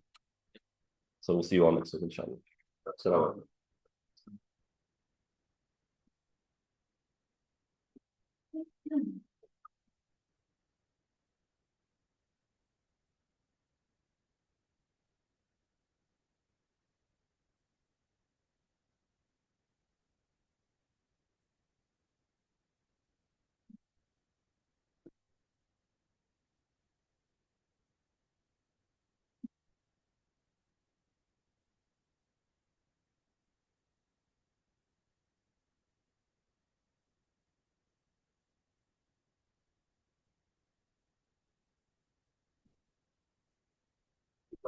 fourth one, you get that like that. Maybe they're not happy, like, come on. And have nothing there. So it is, it's revealed that they put on that, like in is it in Arabic there, or is it in Arabic when it's revealed to us? I mean, that would depend on what language it was speak, because the language. But I would imagine a lot of Every language is different. Arabic is like all languages like it's what they call it saving. There's a word for it, but it's forward. I don't know if they're after so it'd be like that period they like that a lot in Arabic. Because it's a great language. Right. I think it's great. But I know that English Arabic yes. It says it's a big reason for my life. That's also just Oh, that would be a especially you know the group that people use Arabic, you just a lot of these words coming to Arabic. But that's why I asked the question like, what does it mean for it to be different modality? But it's just what's wrong. Like the concept is the same meaning. no, yeah. Yeah, exactly. So it's like, but I just don't know how to phrase it much correctly. Why? Because I used to doubt it. It's like trying to find a way to explain that. Like the essence of the Quran has nothing to, it's revealed in Arabic, but I don't know if that's exactly to do with like a particular word. It's just what Allah has put in the Arabic for you to understand it. But I don't know if it's correct or not, right? But you know, the reality of it is like things with Allah, you know what I mean? I think like where I'm struggling with like understanding concept is how I do that with you, which is I do focus a lot on how the difference between Bible and Quran Yeah. is our specific our word choice doesn't change. Like it's Right. words. And so this brings in something else where like maybe that specific word choice is not that's most accurate. No, because when I first heard it, because I was and then like one of the first things that you know, everybody said, I was like, it's exact. You know, obviously it is, but it's a little bit more complicated. Yeah, I mean it's complicated. But you guys Yeah, exactly. But like when I first heard it, I was like, wait a minute. I'm like, whoa. And it was like, I almost believe that the it was coming from like apologists, I'm like, they're just making this up, you know, but they weren't, yeah. you know, so it made me seem like I was indoctrinated because I didn't even know something about my religion that they knew that they were going to get me on. So. Yeah, even the reputation thing, I think sometimes we're like, no, that's not really doing that. But they're just understanding in a way that they're trying to prove. But even like, you can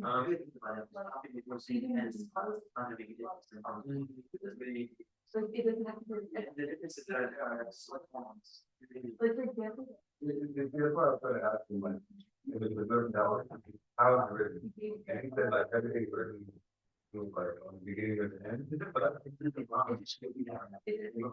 Yeah, but I thought he also said like that the books maybe like who actually did it, you ever say that the paper books or like how do you say like essentially something like that? Exactly. Especially in the way we go. But you know, I felt like it's such a little bit, you know, and I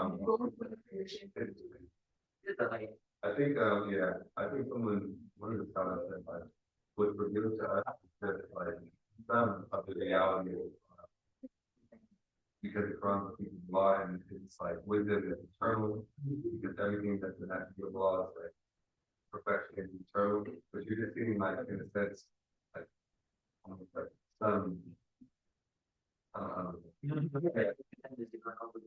yeah. It really is. I didn't want to tell the story with it's summer. Understand what you know, even. You understand Dawah and switching our language with we can changing a little bit of our understanding how to explain people that. For yourself, like Allah Alam, like, only Allah knows, like, you can die, and Allah, these things, it's not gonna look like, and that's fine, I'm content with that. But like, when it comes to actually explaining, then you can't just be like, oh, we just believe. Because that's what everybody says. Yeah. If you say, Christians say, women say, you know, they're just telling. So at some point, you need like a little bit more, you need a better explanation. Yeah. Yeah. I mean, Yeah, I think actually like sit with it. Like, I think it's over. But I think like saying the meaning, how it's unchanged and how that's written from the Bible, that's still 100% true. Like saying that is not accurate. I think it's just saying that 100% every single word is the same. Because now I think that there's some events that we believe are valid, and the words. I'm just waiting for.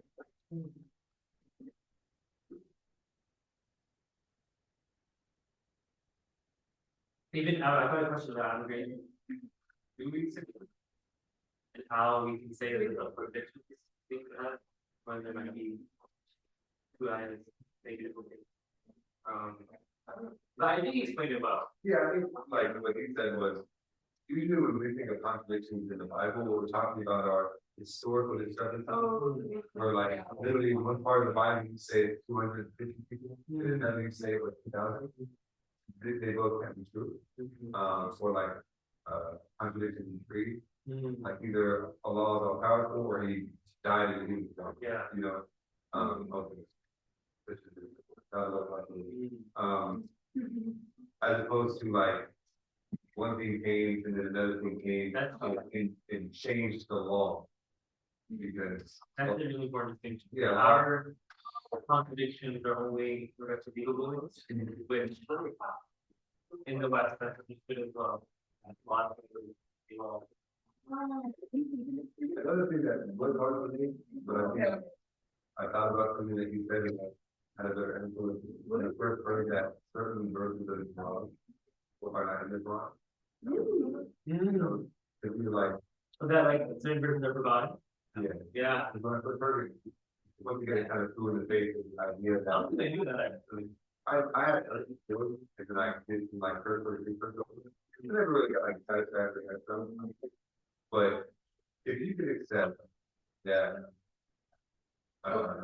there's certain parts of the Quran that advocate others like alcohol, if they're both in the Quran, then why not accept that something, you know what I mean? If they're both, Yeah. why can't whatever. It goes back to like Allah is capable of anything and creating both to be for mankind for all time. So why not? It's just like the human mind, it's like, why did you put it in, you know, why did you? It actually doesn't actually have any that we're giving examples, you know. That's the whole thing when we talk about it. One was just that certain parts of the Quran was working in the Quran. And then there was other ones in the But I mean, how do you know that we can? Right, yeah, but people, you know, come, they're like, oh, what was taken out, you know, like they try to fill in the blanks in their own diabolical way. They don't take it out, you know. I mean, the two others was actually there, but okay. I think the best way is just like, the Quran is revealed in a certain way, or even understand. And so like, what the people require to understand, through Allah's land, that's what he gave. And the things that no longer serve the purpose of like optimal understanding, they were no longer there. You know, like it was just a means to understand Allah, it wasn't just a means, you know, maybe like getting that kind of impression in our mind as understanding, as opposed to how we want to understand it.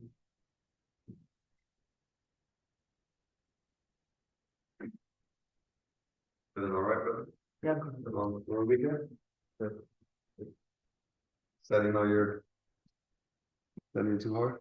What are you setting? Waiting. Huh? Morning. Like, what's your? There's an academic one that has. All of them. Send it to me, so, you share it with me?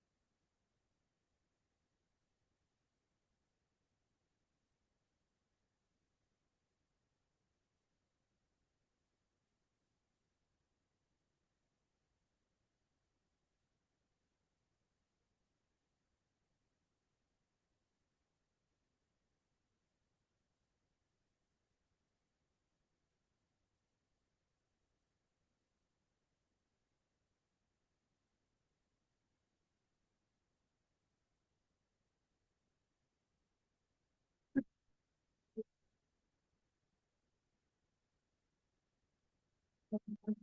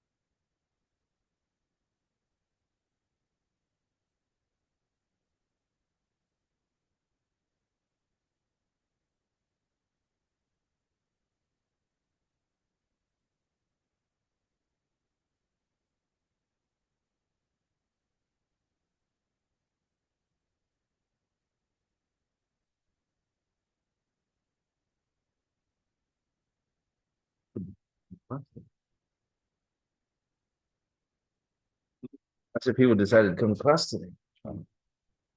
Brothers finally showing up, brothers. Came back with vengeance, ready.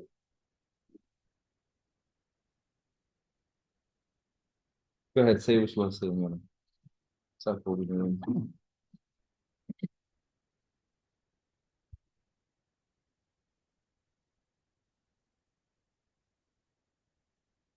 Morning here.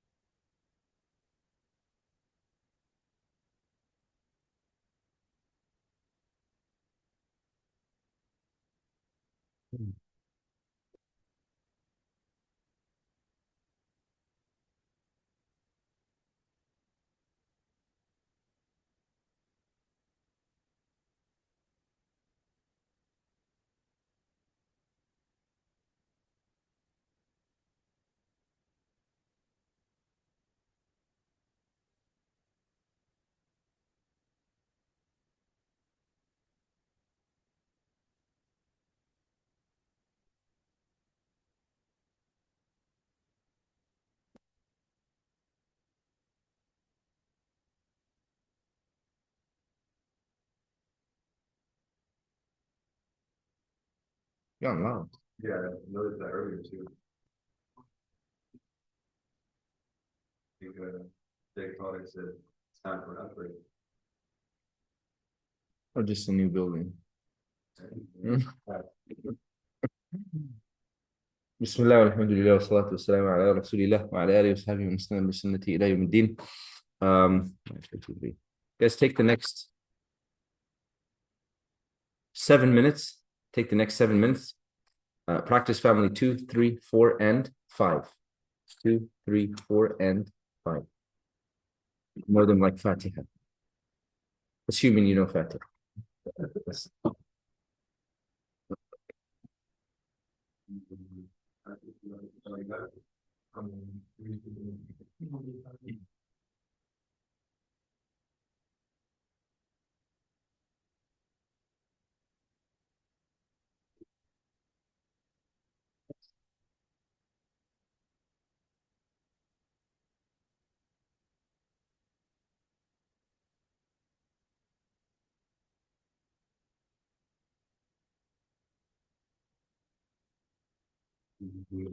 With the verb, Siraj submitted his quiz through email.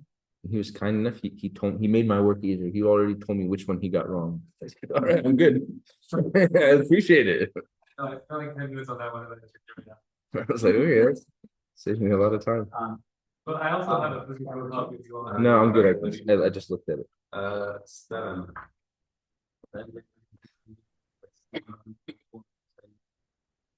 كلنا يسلم تسليما وهو مسلم سلم لا تسلم مسلم.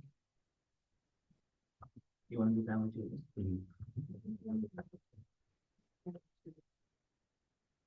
This one? One and two. Okay, right? Farewell.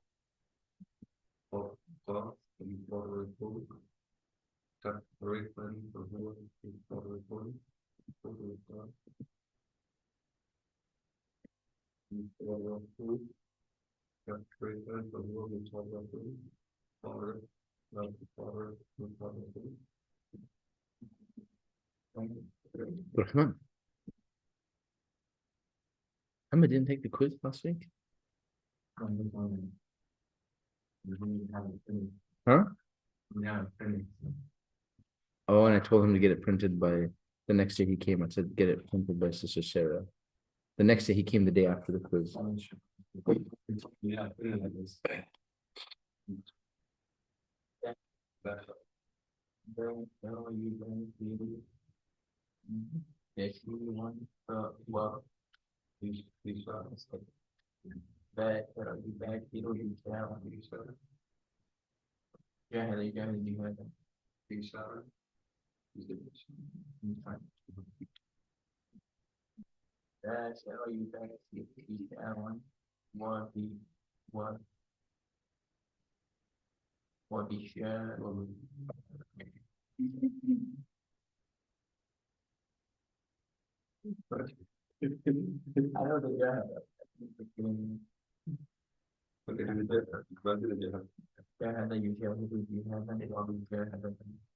فهو مجاهد جهد يجاهد جهادا ومجاهدة فهو مجاهد يجاهد لا تجاهد مجاهد.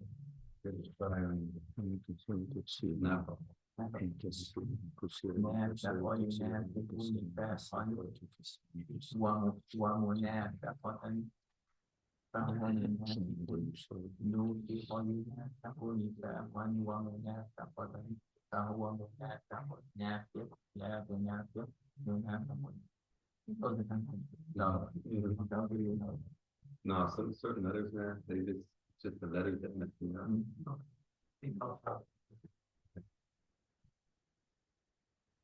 Drill, you do family 3, you do family 4, 6. One, which. Okay. One, so. With the top, Set back. You have been, you have said that thing from you.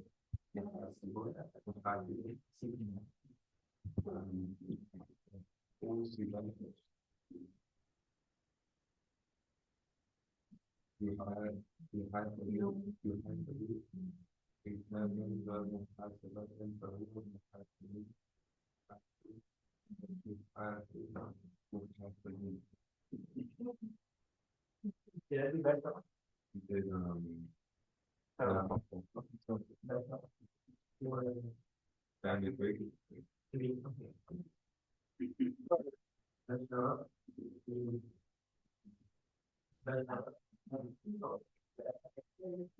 Oh, you said, oh. That's how you back. You down وثلاثة فهو مباشر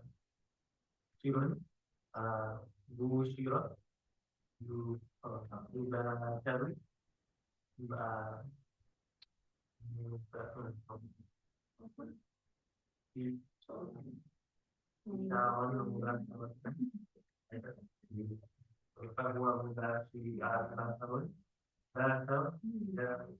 باشير.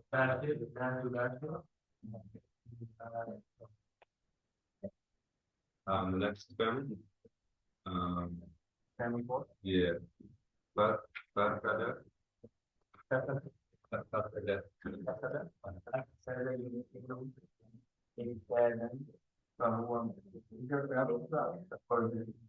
My yellow, right? فهو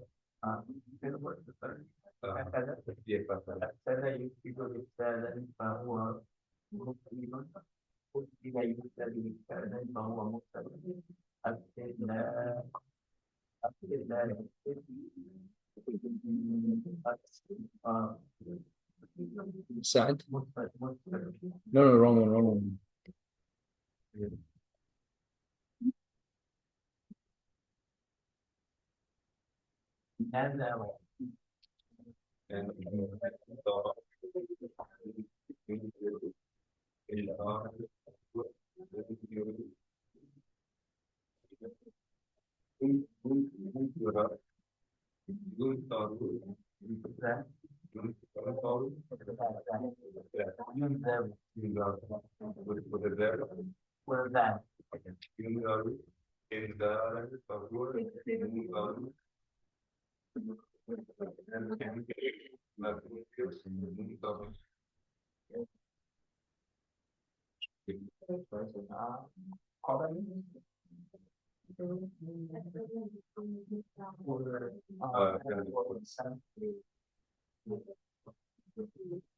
Oh,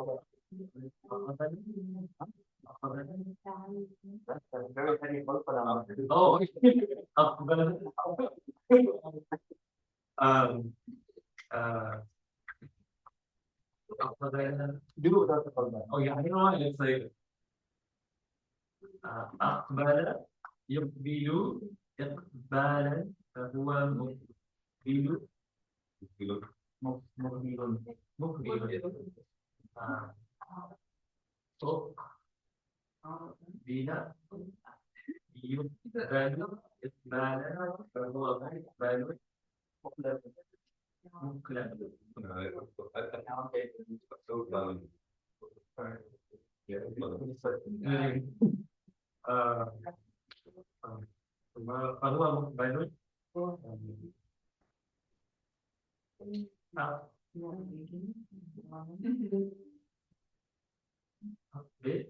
لا تقبل مقبل Okay, last one. The hardest one is three. Can I just say the federal for Yeah. the federal for you to make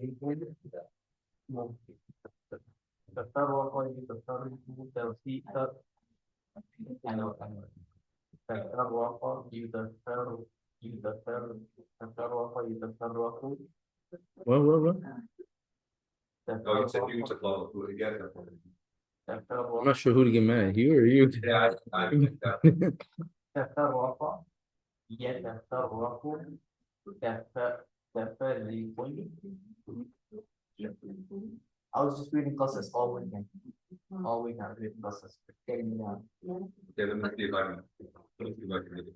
And then you can go after me. Okay, let me, what page are you? 162.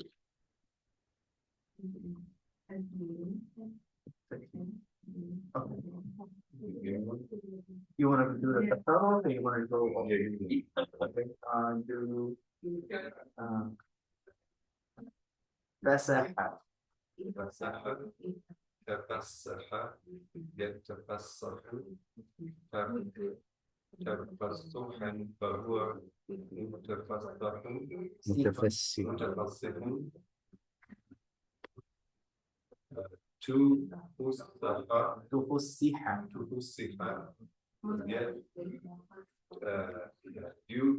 يتفسح تفسحا فهو متفسح تفسح لا تتفسح يتفسح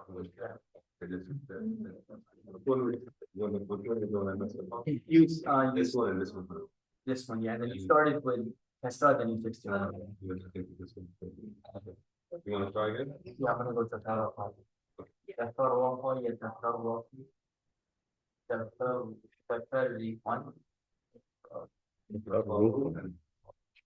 تفرق يتفرق تفرقا فهو متفرق تفرق يتفرق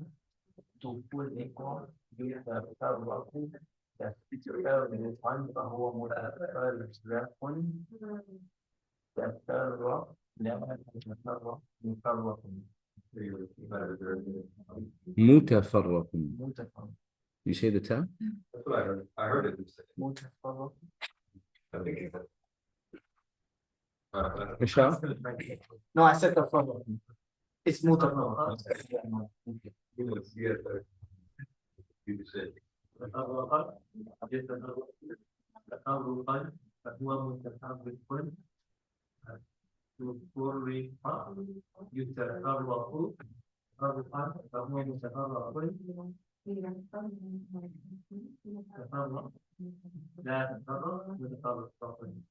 Can I do one more? Can you give me another? عالم. تعلم يتعلم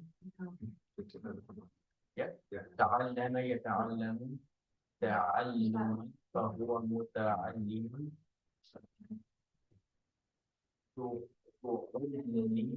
تعلم يتعلم What my letter again? عالم. تعلم تعلم يتعلم تعلم فهو متعلم تعلم لا تعلم لا تتعلم متعلم. Can I actually try to Same time? Yeah. Give the hard one. Right? All for. Okay. Oh, تقطع يتقطع تقطع تقطعا فهو متقطع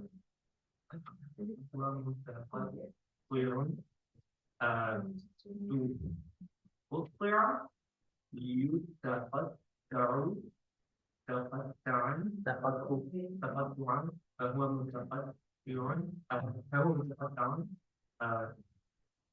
تقطع لا تقطع متقطع متقطع. Wow, make it.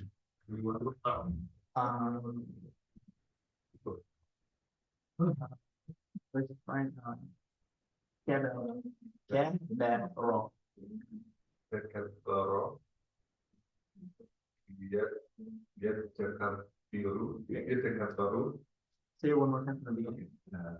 تكبر يتكبر تكبرا فهو متكبر كبيرا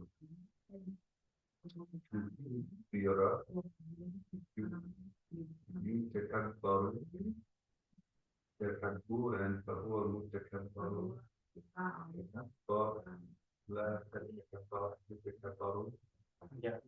let's do another round for this family, because it's the hardest one. And it can be any other word. You can just make a final word. Not so many words. Roger. Therefore, Roger, therefore, Roger. Therefore, region. Therefore, region. That you put a call on. فهو فهو متفرج متفرج فهو متفرج تفرج يتفرج تفرجا فهو متفرج تفرج لا تتفرج متفرج. All right. Bismillah, alhamdulillah, wa salatu wa salamu ala rasulillah wa ala alihi wa sahbihi wa sallam bi sunnatihi ila yawmiddin. Abdurrahman. Abdurrahman. قتل. Let's try that again. قتل. Siraj. قتل. قتل يقتل تقتيلا فهو يقتل قتل يقتل تقتيلا فهو مقتل قتل لا تقتل متقتل مقتل مقتل. نعم. نشاط. نزل.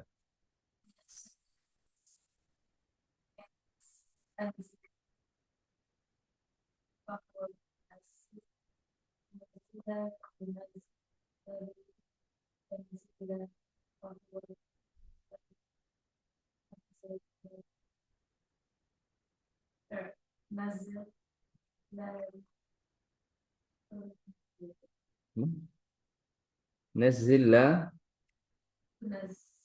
أها. منزل. Okay. Let's go. Selma. Selma do. شبه.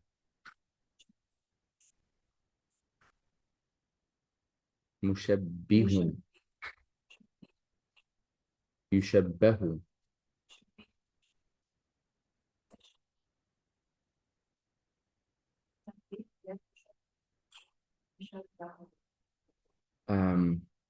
DJ. وفق. وفق يوفق توفيقا فهو موفق وفق يوفق توفيقا فهو موفق وفق لا يوفق موفق. بيان. سلم. سلم يسلم تسليما فهو مسلم سلم يسلم تسليما فهو مسلم سلم لا تسلم مسلم. مريم خضر. بدل. يبدل تبديلا فهو مبدل بدل يبدل تبديلا فهو مبدل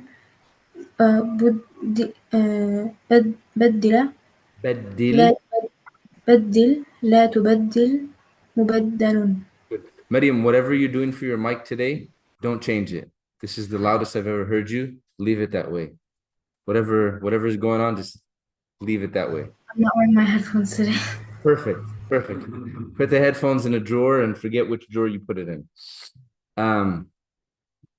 My kids seem to be very good at that. I can put you in contact with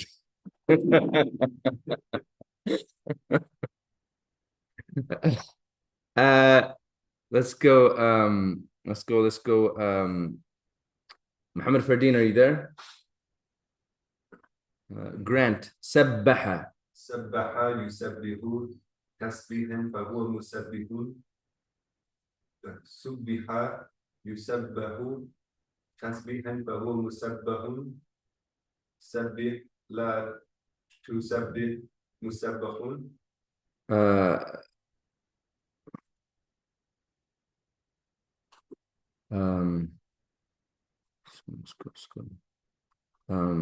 طيب فرق فرق يفرق تفريقا فهو مفرق فرق يفرق تفريقا فهو مفرق فرق لا تفرق مفرق آه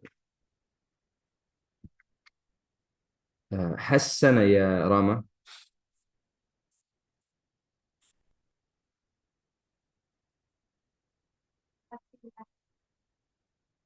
آم،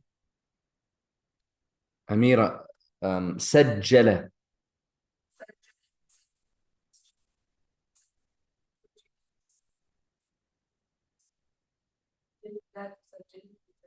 سعد خوف.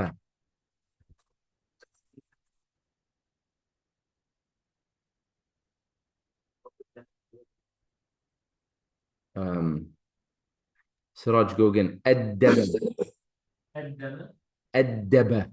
أدب أدب يؤدب تأديدا. You switch the letters. Oh. Dal comes before. Deba. تأديبا فهو مؤدب. أدب يؤدب تأديبا فهو مؤدب. أدب لا تؤدب مؤدب. Good.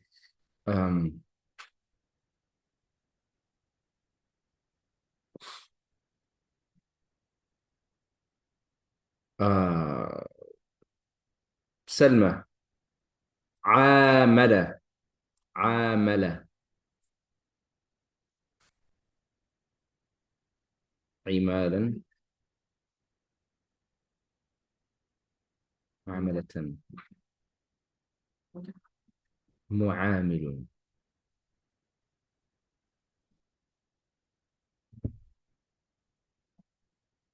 عمالا ومعاملة.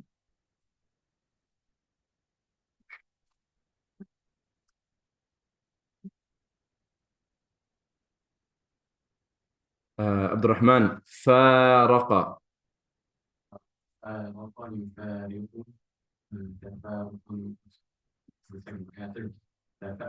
فارق يفارق تفريقا ومفارقة. فراقا فراقا ومفارقة فهو مفارق. فورق الفارق فراقا ومفارقة فهو مفارق.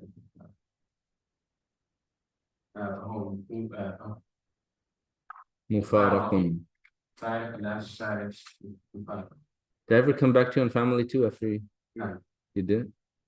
نوم. نوم ينوم نوم نوم ينوم. نعم. نوم ينوم.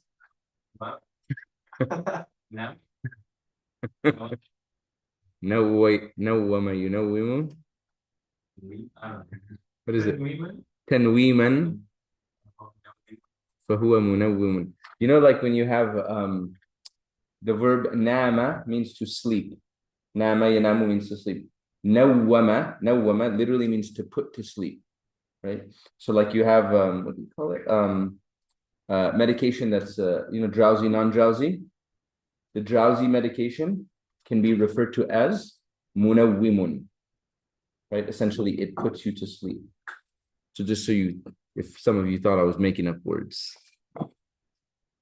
Go ahead. Nawwama again.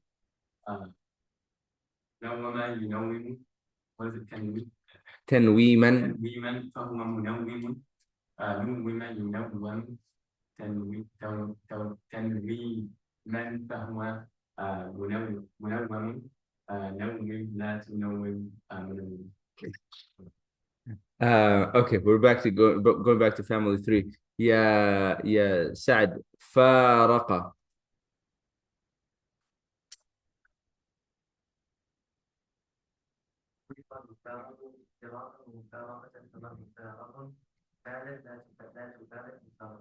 Good. أميرة جادلة.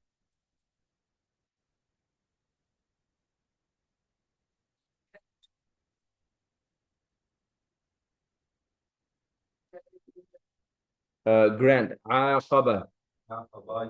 يعاقب عقابا ومعاقبات معاقبة. معاقبات don't make the ba so heavy. معاقبة. معاقبة. معاقبات فهو معاقب yeah. عوقب يعاقب عقابا ومعاقبات فهو معاقب عاقب لا تعاقب معاقب. بيان قاتل. قاتل يقاتل قتالا ومقاتلات فهو مقاتل. قتل يقاتل قتالا ومقاتلة فهو مقاتل. قاتل لا تقاتل مقاتل. طيب نافق. نافق ينافق نفاقا فهو منافق. you skipping the masters. نافق ينافق نفاقا ومنافقة فهو منافق. نوفق ينافق نفاقا ومنافقة فهو منافق. نافق لا تنافق منافق. Okay, let's take a couple minutes. I have to take a quick phone call, take a couple more minutes and practice, especially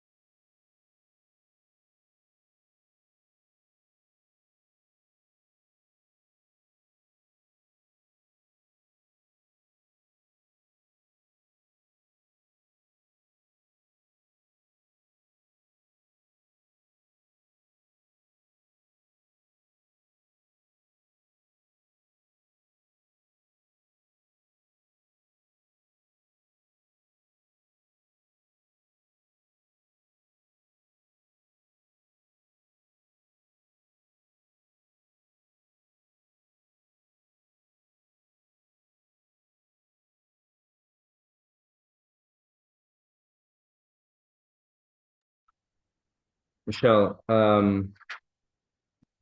do عاهد.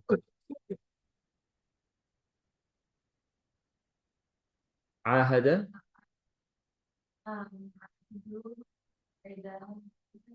عهادا.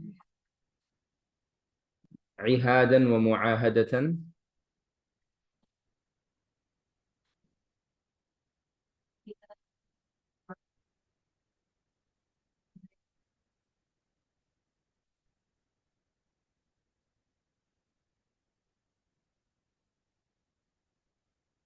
Good. DJ باشرة.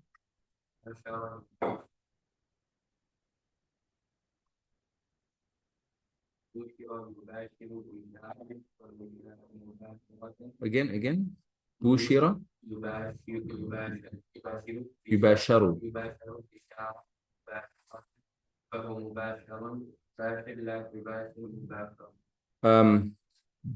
طيب family 4 أنفق. أنفق ينفق إنفاقا فهو فهو من. فهو من فهو منفق أنفق ينفق إنفاقا فهو منفق أنفق لا تنفق منفق. يا بيان أدبر. أدبر يدبر إدبارا فهو مدبر. أدبر يدبر إدبارا فهو مدبر. أدبر لا تدبر مدبر.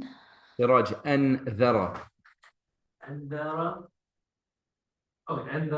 ينذر إنذارا فهو منذر أنذر ينذر إنذارا فهو منذر. أنذر لا تنذر منذر. مريم خضر أفسد. أفسد يفسد إفسادا فهو مفسد. أفسد يفسد إفسادا فهو مفسد.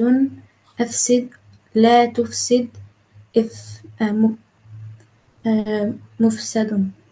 خديجة أخرج.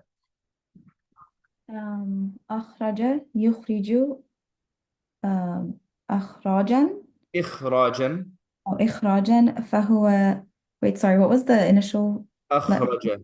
أخرج فهو مخرج أخرج يخرج إخراجا فهو إخراجا فهو مخرج. sorry فهو مخرج and then أخرج لا تخرج لا تخرج. لا تخرج and مخرج. سلمى أعرض.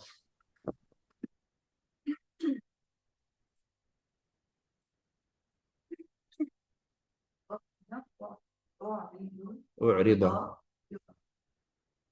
يعرض.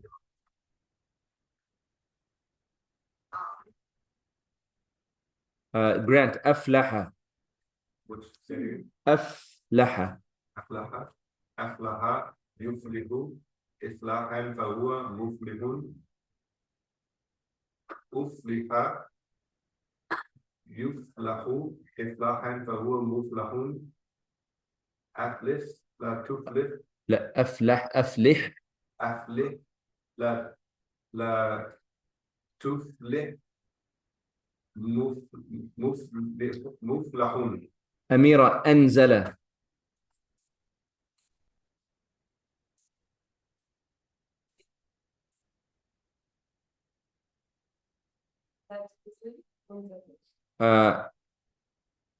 عبد الرحمن أقبل.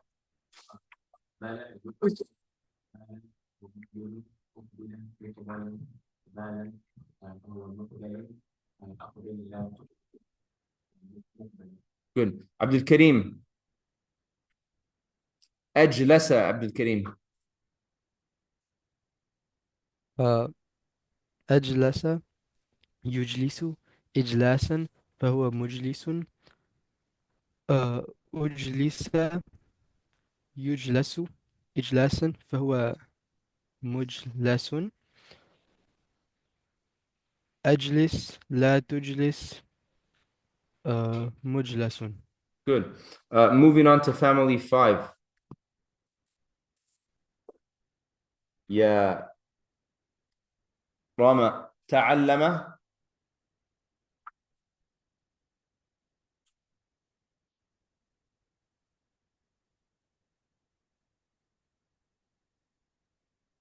أميرة تخلق.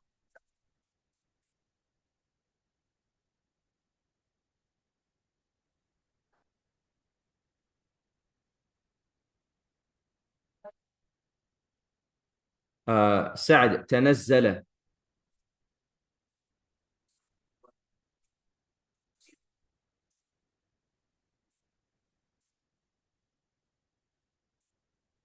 Was the last one?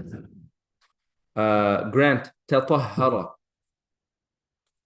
تطهر. تطهر يتطهر يتطهر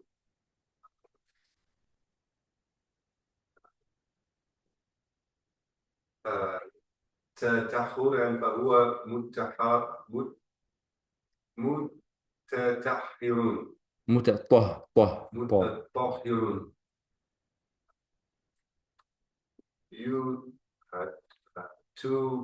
تطهر يوتا يتطهر تطهرا make فهو it طه make it a طه تطهرا. تطهرا فهو متطهر تطهر تطهر لا تتطهر لا تطه لا لا تطهر متطهر طيب تكبر. تكبر تكبر يتكبر تكبر يتكبر تكبرا فهو متكبر. تكبر يتكبر تكبرا فهو متكبر. تكبر لا تتكبر متكبر. عبد الرحمن تفسح. يتفسح تفسحا فهو متفسح متفسح تفسح. تفسح يتفسح تفسحا فهو متفسح تفسح لا تتفحس لا تتفسح. لا تتفسح متفسح. تقطع. تقطع يتقطع تقطعا فهو متقطع. تقطع يتقطع تقطعا فهو متقطعا. تقطع لا تتقطع متقطعا. سلمى تربص.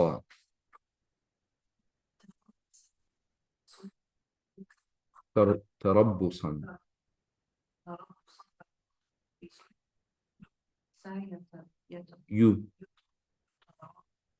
يتربص. تربصا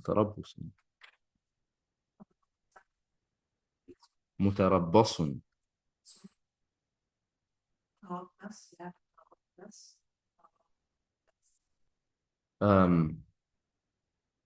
بيان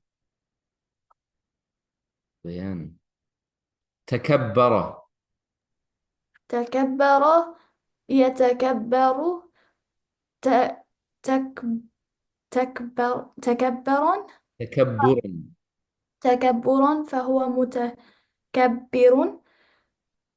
تكبر تكبر. يتكبر مت مت مت متكبر متكبر فهو متكبر. Oh, sorry. I gave you the مفعول. You were on the مصدر. So تكبرا فهو متكبر. تكبرا فهو متكبر. تكبر لا تتكبر مكبر. متكبر. متكبر. متكبر. Okay. Open up your Arabic books, your intermediate books. I was going to give you guys family 6, but I think we need some time. Some practice. To be clear, I don't need time. You need time. Chapter 13.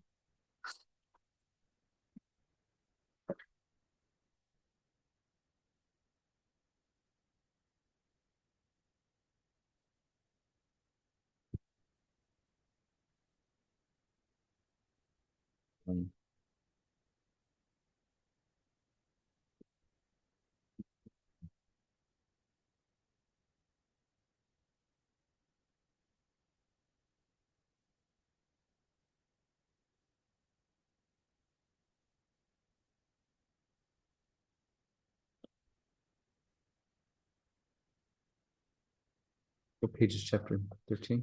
18.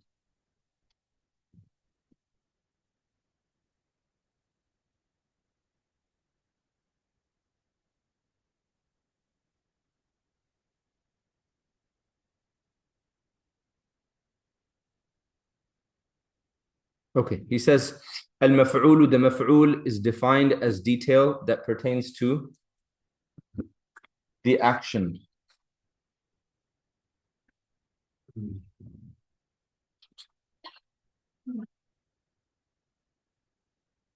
The detail refers to additional information about the action. Such information includes who or what, meaning what the action was done to, where the action took place, and when the action took place, and why the action took place. Okay? How the action took place. This is not a maf'ul, but still is considered a detail that comes in a jumla fi'liya. Okay? The how, once again, we'll get to the Arabic terminology, but it's technically not considered a maf'ul, but it's a concept within verbal sentences. Okay? Let's not look at the English example. And let's just jump to at the bottom of that page where it says number 1. And it says, Al-maf'ul bihi, the maf'ul bihi tells you who or what was the action done to. If you say, for example, قتل محمد زيدا. قتل محمد زيدا. Who the action was done to. Clear? Or, for example, if you said, فتح خالد الباب. فتح خالد الباب. The action was done to the door. This is the most common of the 6 mafa'il. The maf'ulun bihi can take 2 forms. It can either appear as a regular ismun in the sentence or as a pronoun attached to the fi'lun.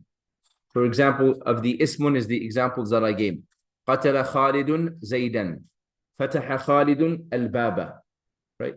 It appearing as a pronoun, we'll just say قتله محمد.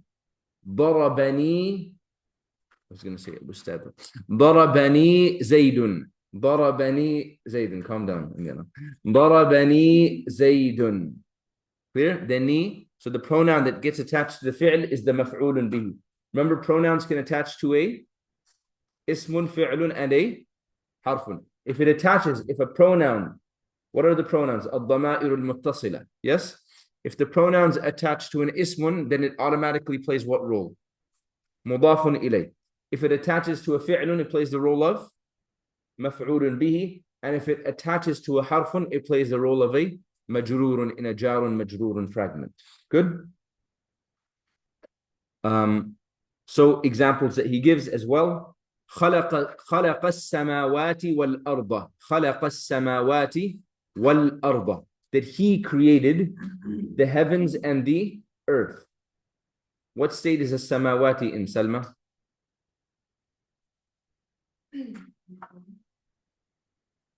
I'm sorry, Nasbun. Why does it have a kasra? Yeah, it's been treated as a Jamal Munad Salim, Sama'un Samawat, right? And al-arda is mansub because it's ma'tuf, it's connected to as-samawat, right? Allah says, فَأَخَذَهُمُ الْعَذَابُ. The punishment seized them, or the punishment took them. The fa'il is what, طيب? The fa'il. Fa'il, it's the adab. Yes, the punishment is the thing that took them, and the hum is the maf'ulun bihi. Good. He says any pronoun that is attached to a fi'lun is always a maf'ulun bihi and is always fi mahalli nasbin, right? Because why? Because pronouns are mabniyun. What's mabniyun mean? Non-flexible, right? So we're not going to say the pronouns are mansubun, but rather we're going to say the pronouns are fi mahalli nasbin. What's fi mahalli nasbin mean, Siraj? In the position of nasb. Good. Note, when attaching a pronoun to the antum form of a fi'lun, a helper waw goes between the fi'lun and the pronoun to make the pronunciation of the word smoother.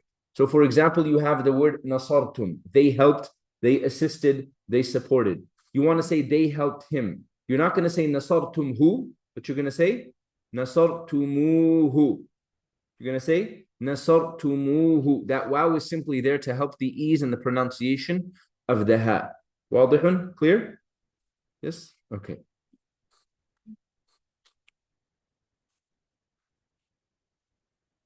So when you see it like that, it's maf'ulun bihi.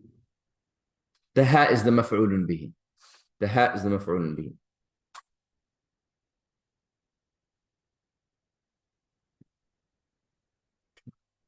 Okay. Okay. Drill 1, it says inside or outside doer. If you find an outside doer, underline it. If you find an inside doer, write out the pronoun. Why did he go back to 5? So strange. Okay. They're not numbered, right? So we'll just go right to left. We'll go right to left. Selma, read the first one on the right. فما ربحت تجارتهم. Where's the فاعل?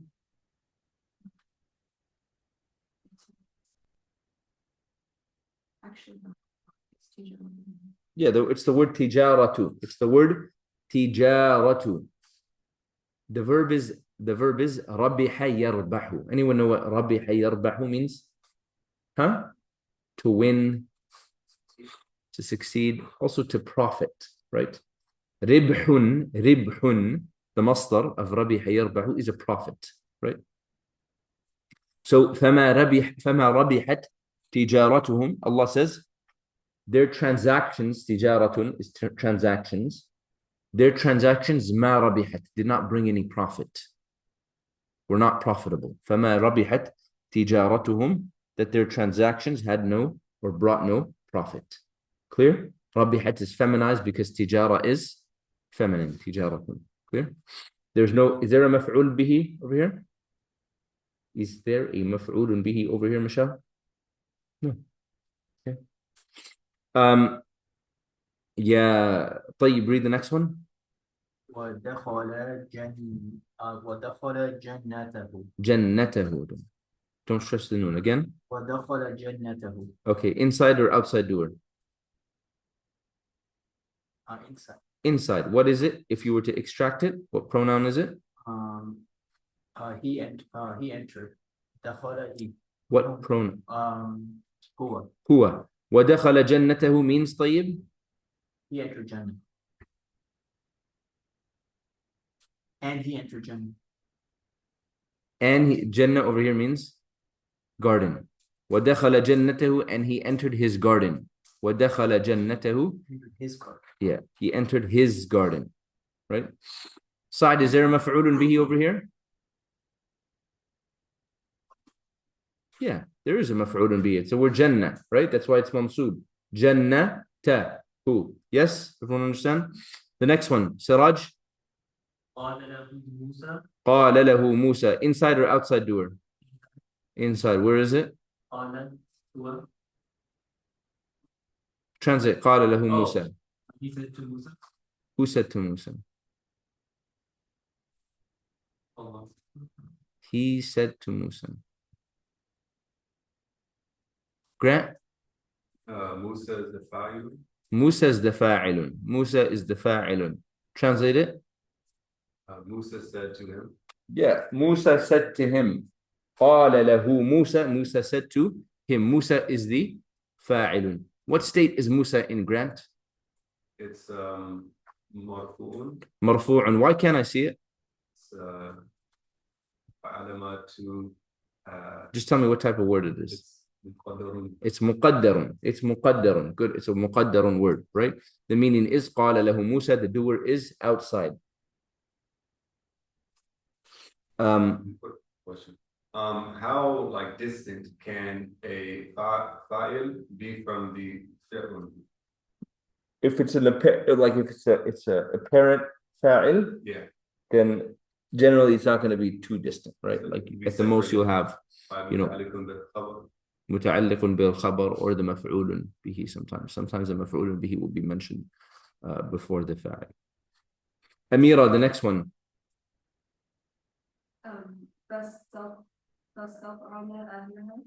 Yeah, inside or outside? Inside. What is it if you were to extract it?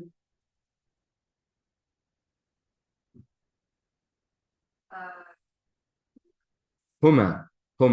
And the meaning of فاستطعم أهلها, Amira, means? They both fed. No. They both. Remember last week we said alif sin ta indicates something? Oh, they like, they sought to feed. They didn't seek to feed, they sought food. فاستطعم أهلها means they both sought food, أهلها from its inhabitants. So it's talking about Musa and Khidr when they were traveling and they reached a particular town and they wanted to be shown hospitality. Allah says, فاستطعم أهلها. They both requested or sought food, أهلها from its inhabitants, meaning the inhabitants of the village or the town. Amira, is there a maf'ulun bihi here?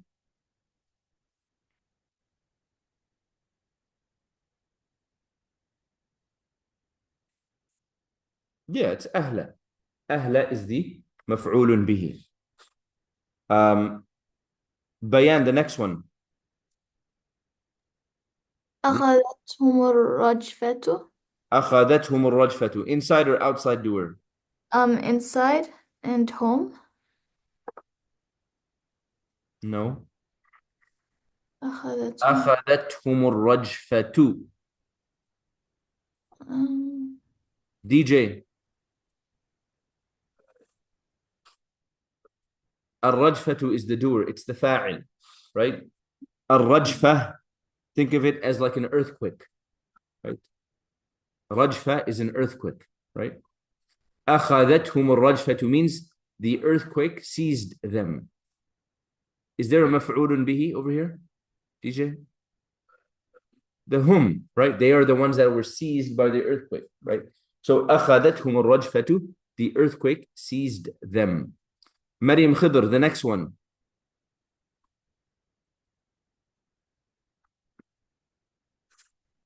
Abdurrahman, the next one. وَاتَّبَعْنَا الرَّسُولَ. Inside or outside door? Inside. What is it? The na. It's nahnu, right? And is there a maf'ulun bihi? What is it? الرَّسُولَ, right? What does it mean? وَاتَّبَعْنَا الرَّسُولَ. And we followed the messenger. Good. Siraj, you doing? Michelle, the next one. علمني ربي. Inside or outside?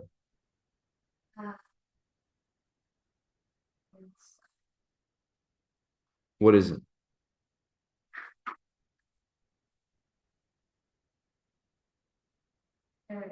No, it's outside. It's outside. Okay, what is it?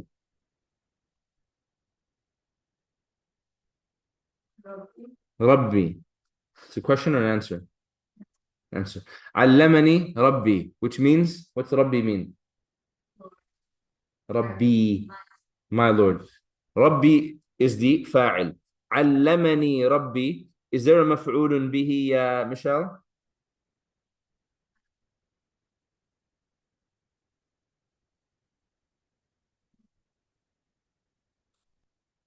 What is it? Me, which means I. So allamani Rabbi means what, Michelle? No, no, no, no. No, no, you don't, we didn't create. Allamani Rabbi. What did my, huh? Allama. What, Siraj? That's for The meaning, the translation. my Lord knows. DJ. Grant. My Lord taught me. My Lord taught me. Allamani Rabbi, my Lord taught me. Rabbi is the fa'il, right? Obviously, it's composed of, it's an idafa construction, but Rabbi essentially is the fa'il, and the ni is the maf'ulun bihi. My Lord taught me. Maryam Khidr, the next one.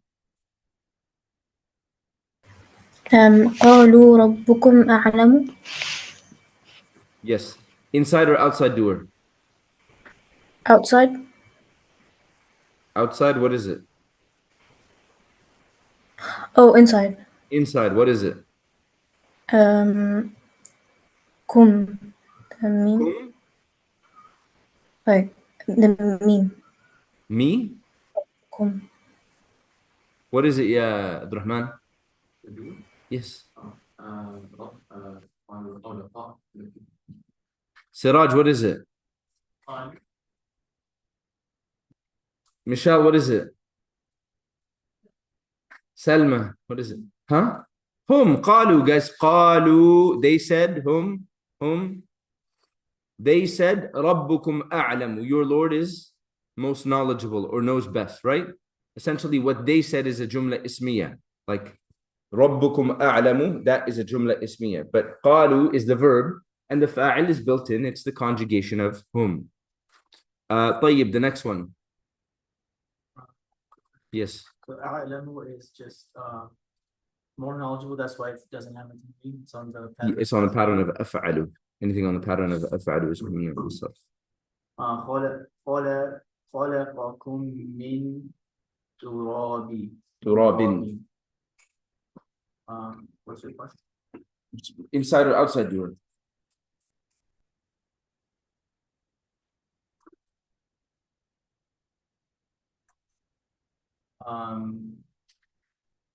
It's inside door. خلق, so it's هو. هو. خلقكم من تراب. Is there a مفعول? What is it? Kum. What's خلقكم من? He created them. Them? Kum? He created. He created you all. I mean, all of us. Oh, Pointing at me. خلقكم. He created all of you. من تراب. From dust. Clear? It says, drill 2, are the following jumlatun fi'liyatun constructed correctly? Circle C if it is correct, and I if it is incorrect. If it is incorrect, write the corrected fi'l on the line provided. Quickly go over 1 through 12 by yourself, right? And correct the ones that need to be corrected, and leave the ones that you feel are correct.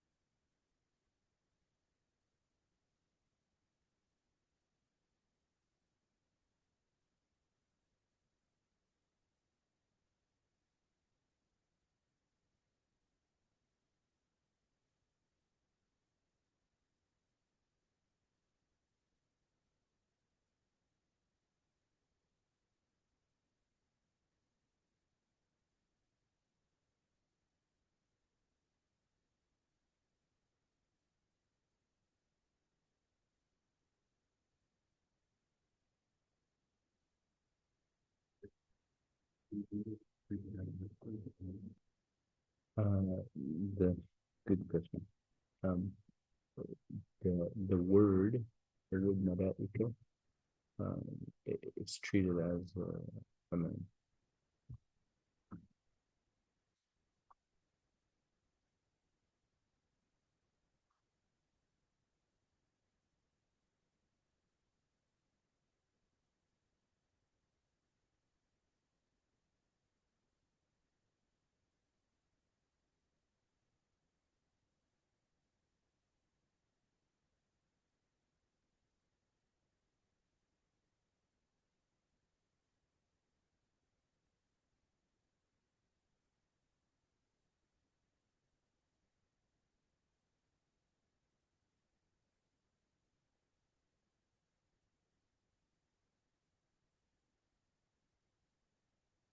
Okay, let's look at this.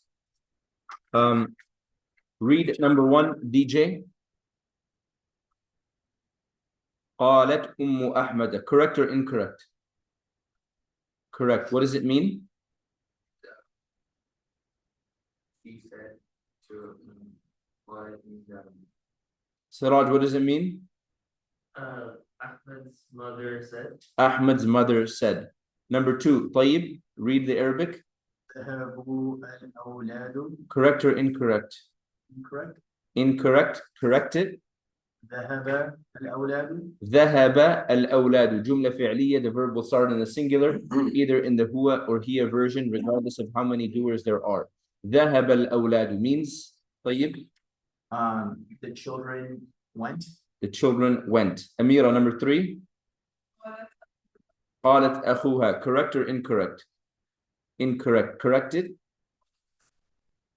قال أخوها. قال أخوها, which means her brother said. Now technically you can change either the fa'il here or the fi'lun here. Like قال أخوها is fine. You could have said قالت أختها, her sister said, right? But wanted you to change the fi'l, I believe. So قال أخوها, her brother said. Salma, number 4. دخل الإخوة. Correct. It means the brothers entered. Good. Number 5, Bayan. سمع أبوها. Correct or incorrect? Correct. Correct. What does it mean? Her father heard. Her father heard. Maryam Khidr, number 6. Read what's given. قالت مدرستان. Correct or incorrect? Incorrect. Incorrect. Correct it. قالت المدرستان. One more time. قال Siraj, what's the answer? قال Huh? The entire thing. قالت المدرستان. قالت المدرستان. قالت المدرستان. Which means, yeah, Siraj? The two teachers. The two female teachers said. Grant, number 7.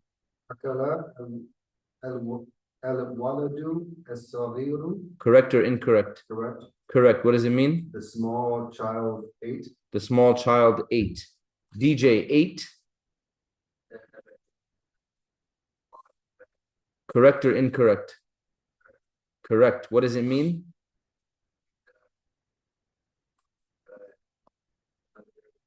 Sad, what does it mean? The scared mothers went. Abdurrahman, 9.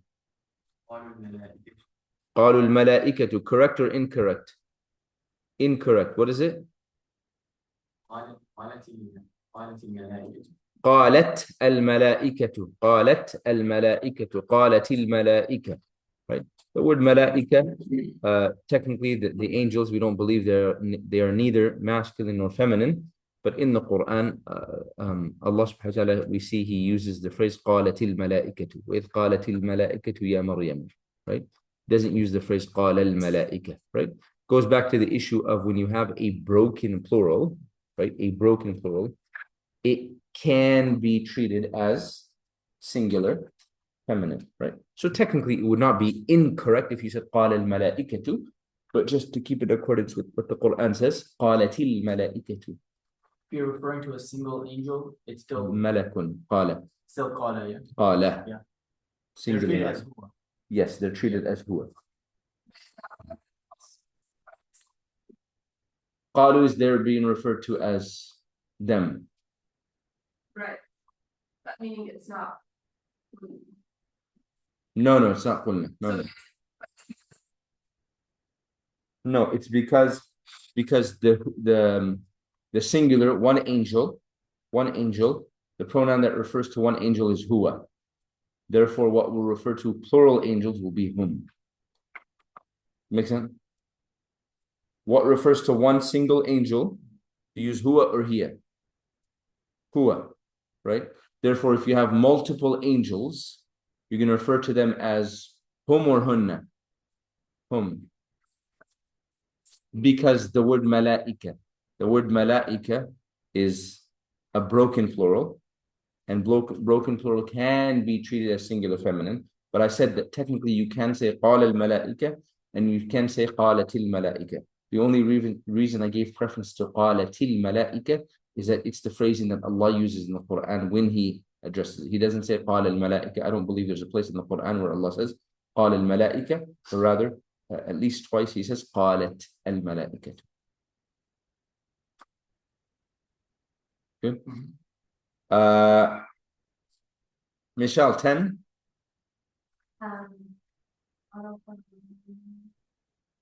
عرف الرسول, correct means? The messenger recognized. Then it would be incorrect. عرف الرسول, Sa'ad? He recognized the messenger. عرف الرسول, he recognized the messenger. What do you have? The one after Arafah is Arafah. Oh, you have عرف الرسول. Okay, then. Oh, okay. Our number 11 is different than this. Okay. 10 is what I have? Yes? And then 11 is what do you have? عرف الرسول. Correct or incorrect? Correct. Correct.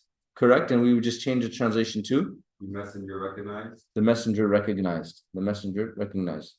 Do you have the 11 that I have? You have the 11 that I have? Salma, read it.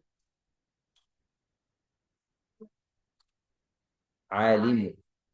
كتب العالم العظيم. Correct or incorrect? Correct. Right? Means the great scholar wrote. Do you have another one? What I have for 12? Yes. Siraj, read it.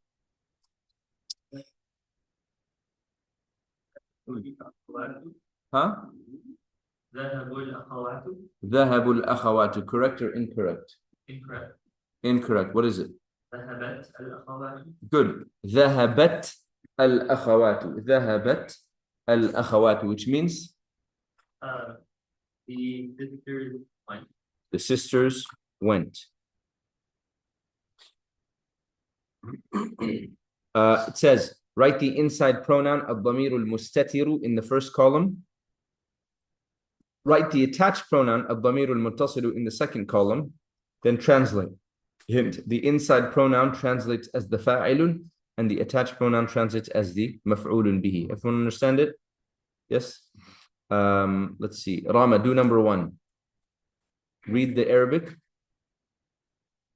نصركم. الضمير المستتر is نصركم.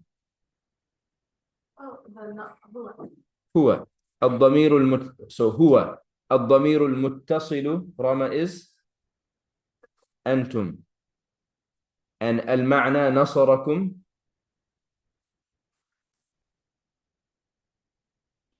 he aided all of you. He helped all of you. Abdurrahman, next one. Okay. for the inside of the Reuse the Arabic terminology. الضمير المستتر is هم, and then الضمير المتصل is هو, yeah. So الضمير المستتر is هم, and الضمير المتصل is هو, the who, right? المعنى, They oppress. they oppressed him. They oppressed him. 3. سعد. سألتهم. الضمير المستتر. سألتهم.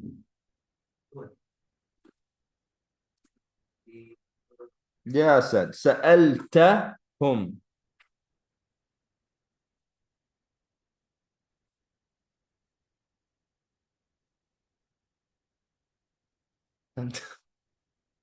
أنت and الضمير المتصل is هم. سألتهم المعنى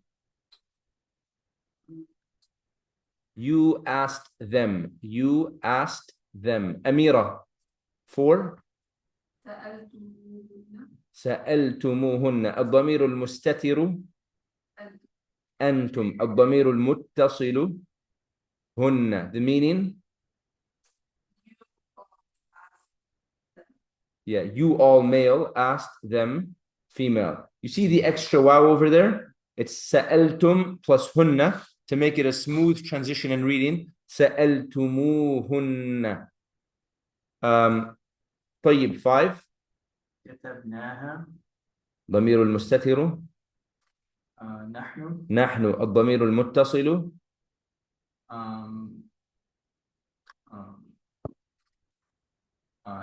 هي. هي. المعنى we taught her. No, كتب wrote. We wrote it. We wrote it. We wrote it. Grant, the next one. الضمير المستتر هم. الضمير المتصل هو or who. دخلوه. They entered it. They entered it. Yeah, they entered it.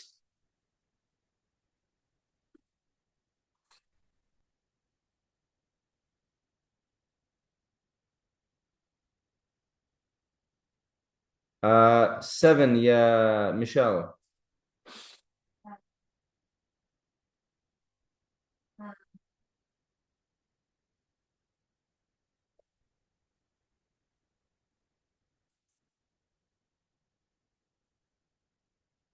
المستتر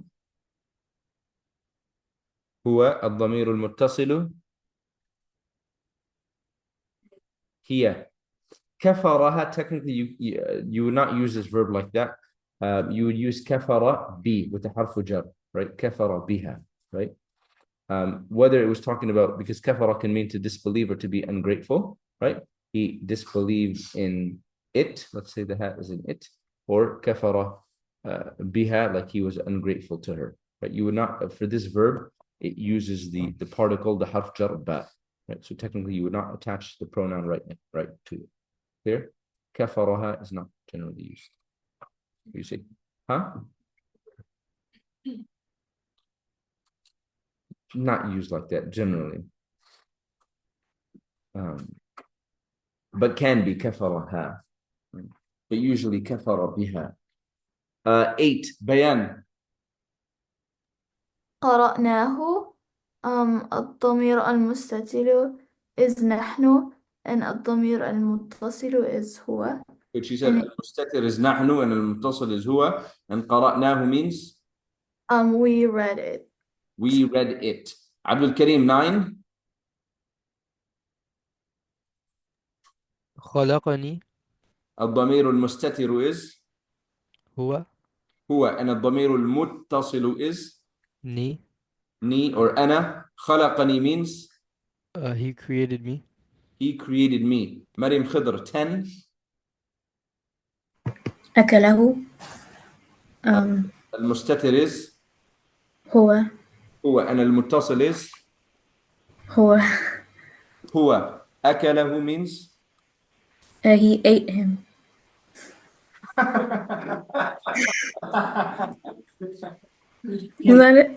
he ate it.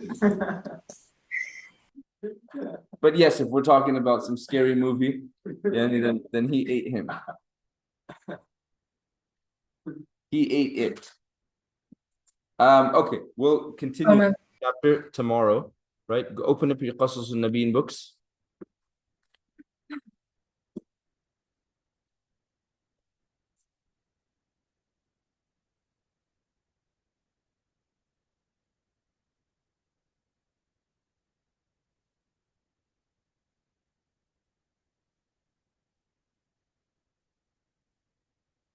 Do we have a quiz tomorrow? Yeah.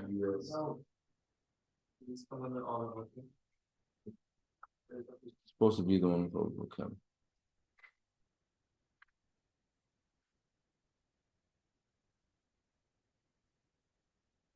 Problem is, a few people have pleaded that they have like finals this week. I'm supposed to care. I pretend I'm supposed to pretend to care. Does anyone prefer Thursday? Huh? This Thursday. I care. I care. I care. I care.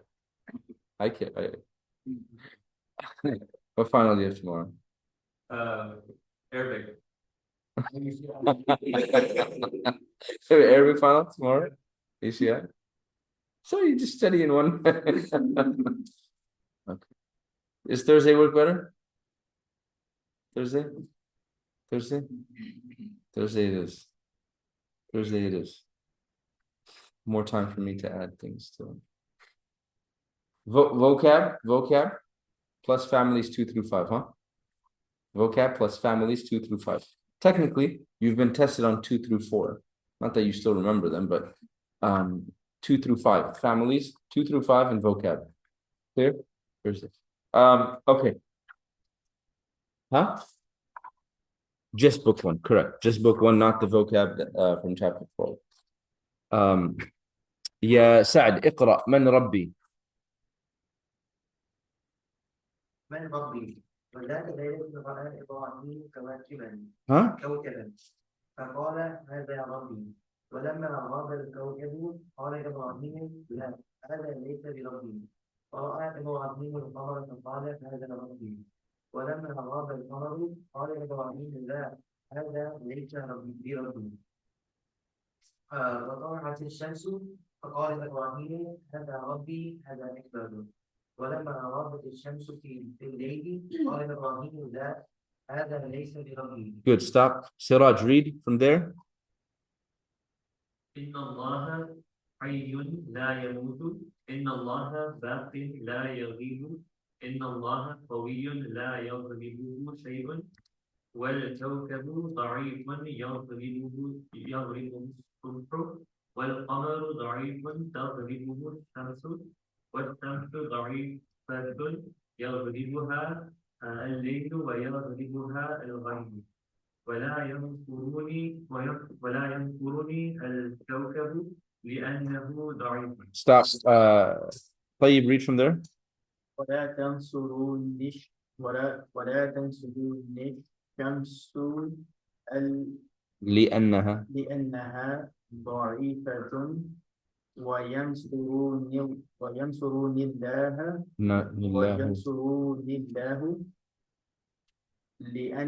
لأن الله حي لا يموت وباق لا يغيب وقوي لا يغلبه شيء. نعم. من ربي رامة. Who is my Lord? وذات ليلة. وذات ليلة simply means one night, like on one night, right? رأى إبراهيم كوكبا. عبد الرحمن. Ibrahim saw a star. كوكبا is, what's the إعراب of كوكبا?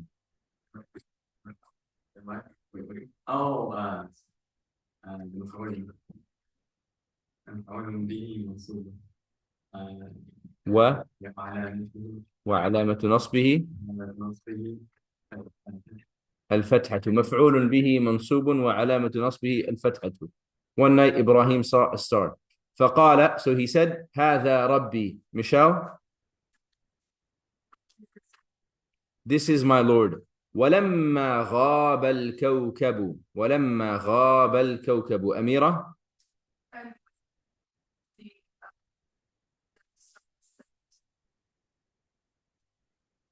Or just like disappeared, right? When the star disappeared. What's the verb? What's the verb?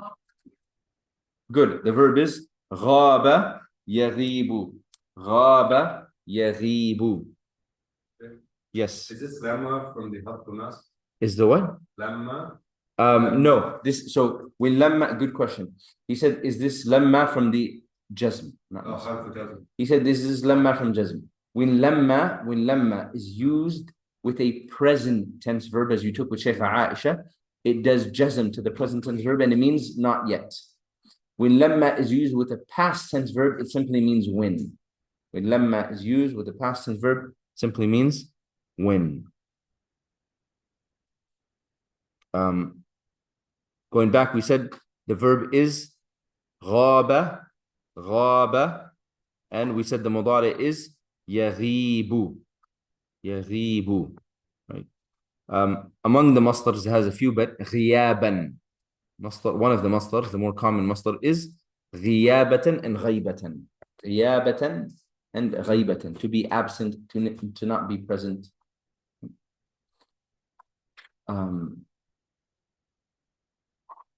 ولما غاب الكوكب, that when the star disappeared, قال إبراهيم, Ibrahim said, لا, no, هذا ليس بربي, this is not my Lord.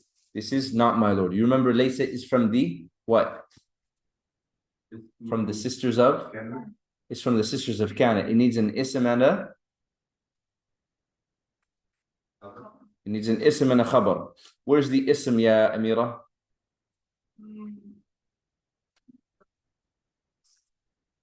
Yeah, it's inside Laysa. It's a damirun mustatirun. If we were to extract it, it's what? Huwa. And where's the khabar, ya Salma, of Laysa?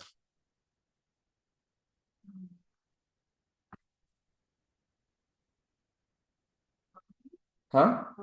Bi Rabbi, the entire thing. Right? The harf, the jar and the majroor, all of that serves as your khabar.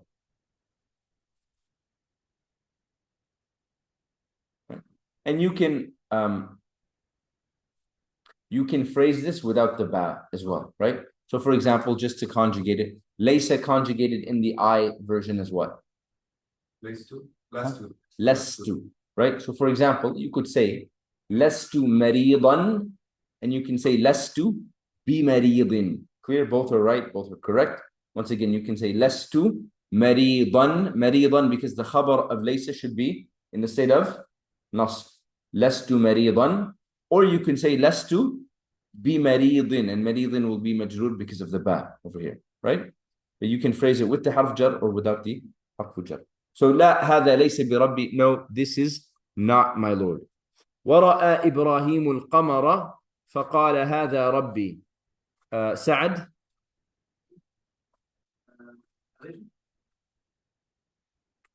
No, just recite it beautifully.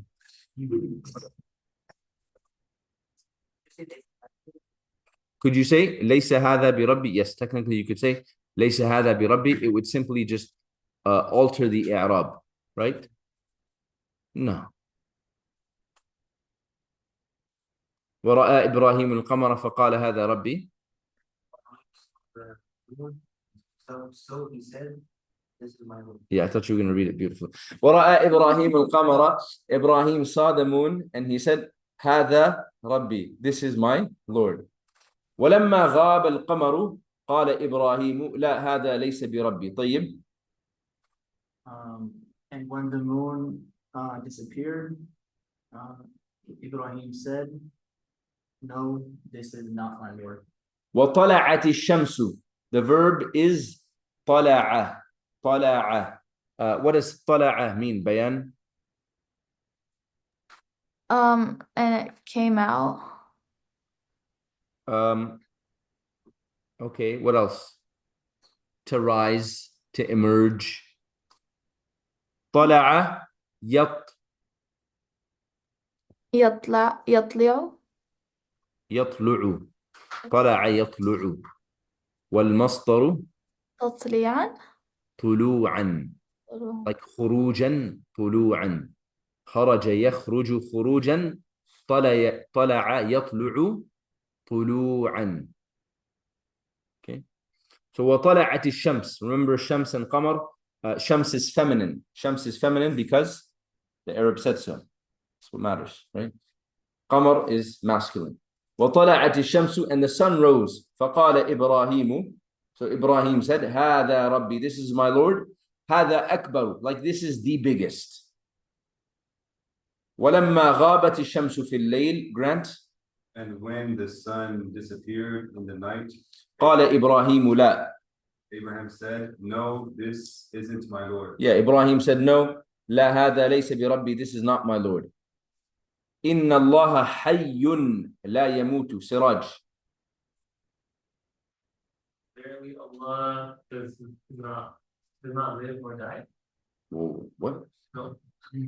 Oh, there is Allah. Sorry. Oh, verily Allah lives. Yeah, and so hayyun means living, but when it comes to Allah, we'll use ever living. Inna Allah hayyun, indeed Allah is ever living, la yamutu, and does not die. The verb for death, Salma, is the madi mudari masdar. Huh? Wal masdaru. Good. Mata yamutu mawtan. Mata yamutu mawtan has a weak letter in the middle, but mata yamutu mawtan. What type of lam is that? Yes, Salma? In Arabic. You're right.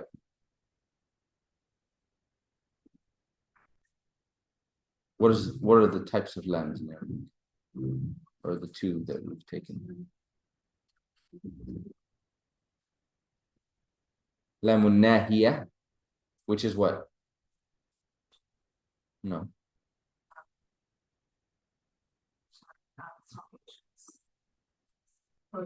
Prohibition. And it does what to the verb? Makes it majzoom. That's lamun nahiya. Good. Makes the verb majzoom. What is this lam?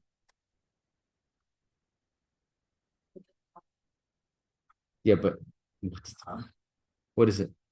طيب. لام تعليل. عبد الرحمن, Siraj, Saad, Lamun Nafiyah. Nafiyah, the lam of negation. Lamun Nafiyah. Inna Allah hayyun la yamutu. Indeed, Allah is ever living and does not die. Inna Allah baqin. Inna Allah baqin la yaghibu ya Rama.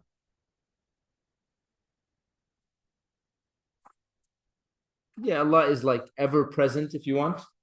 Ever present. La yaghibu, and does not. Yeah, does not disappear, does not go away. Right? Ghaba yaghibu. Baqin. Baqin. I think we took the verb last week. What was the verb, Grant? Baqin. Oh. When Ibrahim stayed at home? Yeah. Baqiya. Baqiya. And what's the good? Baqiya yabqa. Baqiya yabqa. Amira, what's the masdar? The masdar. I said sometimes people say it when a person dies. Huh? Baqa'un. So you hear like a phrase like al-baqa'u lillah. Right? Baqiya yabqa baqa'un. The ismul fa'il is baqin. What is it? Baqin. Okay? You see how baqiya ends in a ya? Yeah, baqiya yabqa. Because of that, it goes like this. When it's in ismul fa'il, it goes baqin. But when you add an alif lam, then the ya comes back. Clear? So if you're saying Allah is al-baqi, you would say al-baqi. Clear? Without the alif lam, it simply becomes, in all states, baqin. It becomes muqaddar. Baqin. Clear? So inna Allah baqin. Baqin, I would say it's khabaru inna marfu'un. Khabaru inna marfu'un, and I would not look at those two kasras. Indeed, Allah is baqin, ever present. لا يغيب and does not ever disappear or go away. إن الله قوي لا يغلبه شيء. بيان. Allah is strong, and nothing like gets in his way. Or So like, the verb غلب يغلب means to, it can mean to defeat, it can mean to like overpower and overcome, right? So we'll say, indeed, Allah is strong. لا يغلبه شيء. Nothing can overpower him. Nothing can overpower him. Once again, what type of lam is this, Salma? لام نافية. لام نافية. Right. And the verb is غلب يغلب. The verb is غلب يغلب. We said to defeat, to overpower, to overcome. والكوكب ضعيف يغلبه الصبح. طيب. And the stars, the star, one star, the star is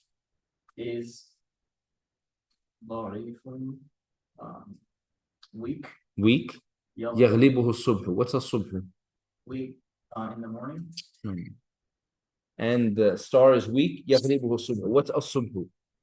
Morning. Okay, the morning يغلبه. The morning defeats the star. Overtakes it. Let's go overtakes it, right? So والكوكب ضعيف, the star is weak. يغلبه الصبح, the morning overtakes it.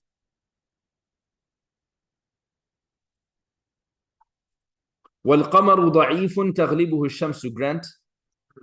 And the moon is small. Or ضعيف. weak. And the sun overtakes it. Yeah, and the moon is weak and the sun overtakes it. والشمس ضعيفة يغلبها الليل ويغلبها الغيم. يا سراج.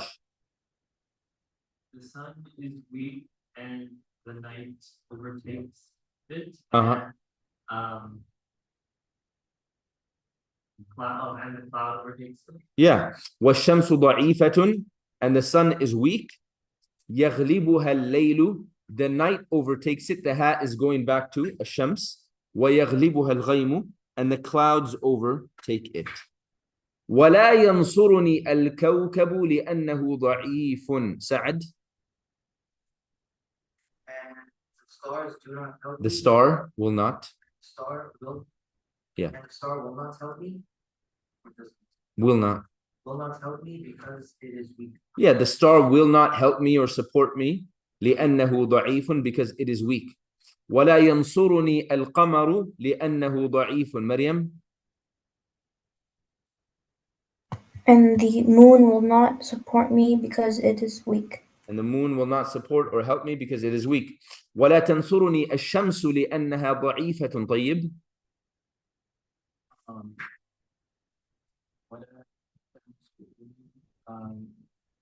The sun will not help me because it is weak. The sun will not help me because it is weak.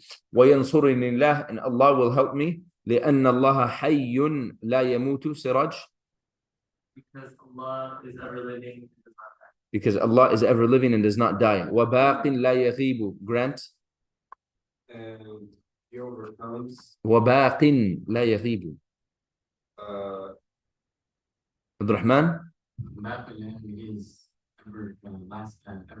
Ever present. Disappear. Does not go away. Yeah. وباق, and Allah is ever present. لا يغيب, and He's not absent, does not disappear, does not go away. وقوي لا يغلبه شيء. سلمى. And He's strong and nothing overpowers Him or overtakes Him. We'll continue tomorrow. We go over this section, do some i'rab. وصلى اللهم على نبينا محمد وعلى آله وصحبه وسلم. السلام عليكم ورحمة الله.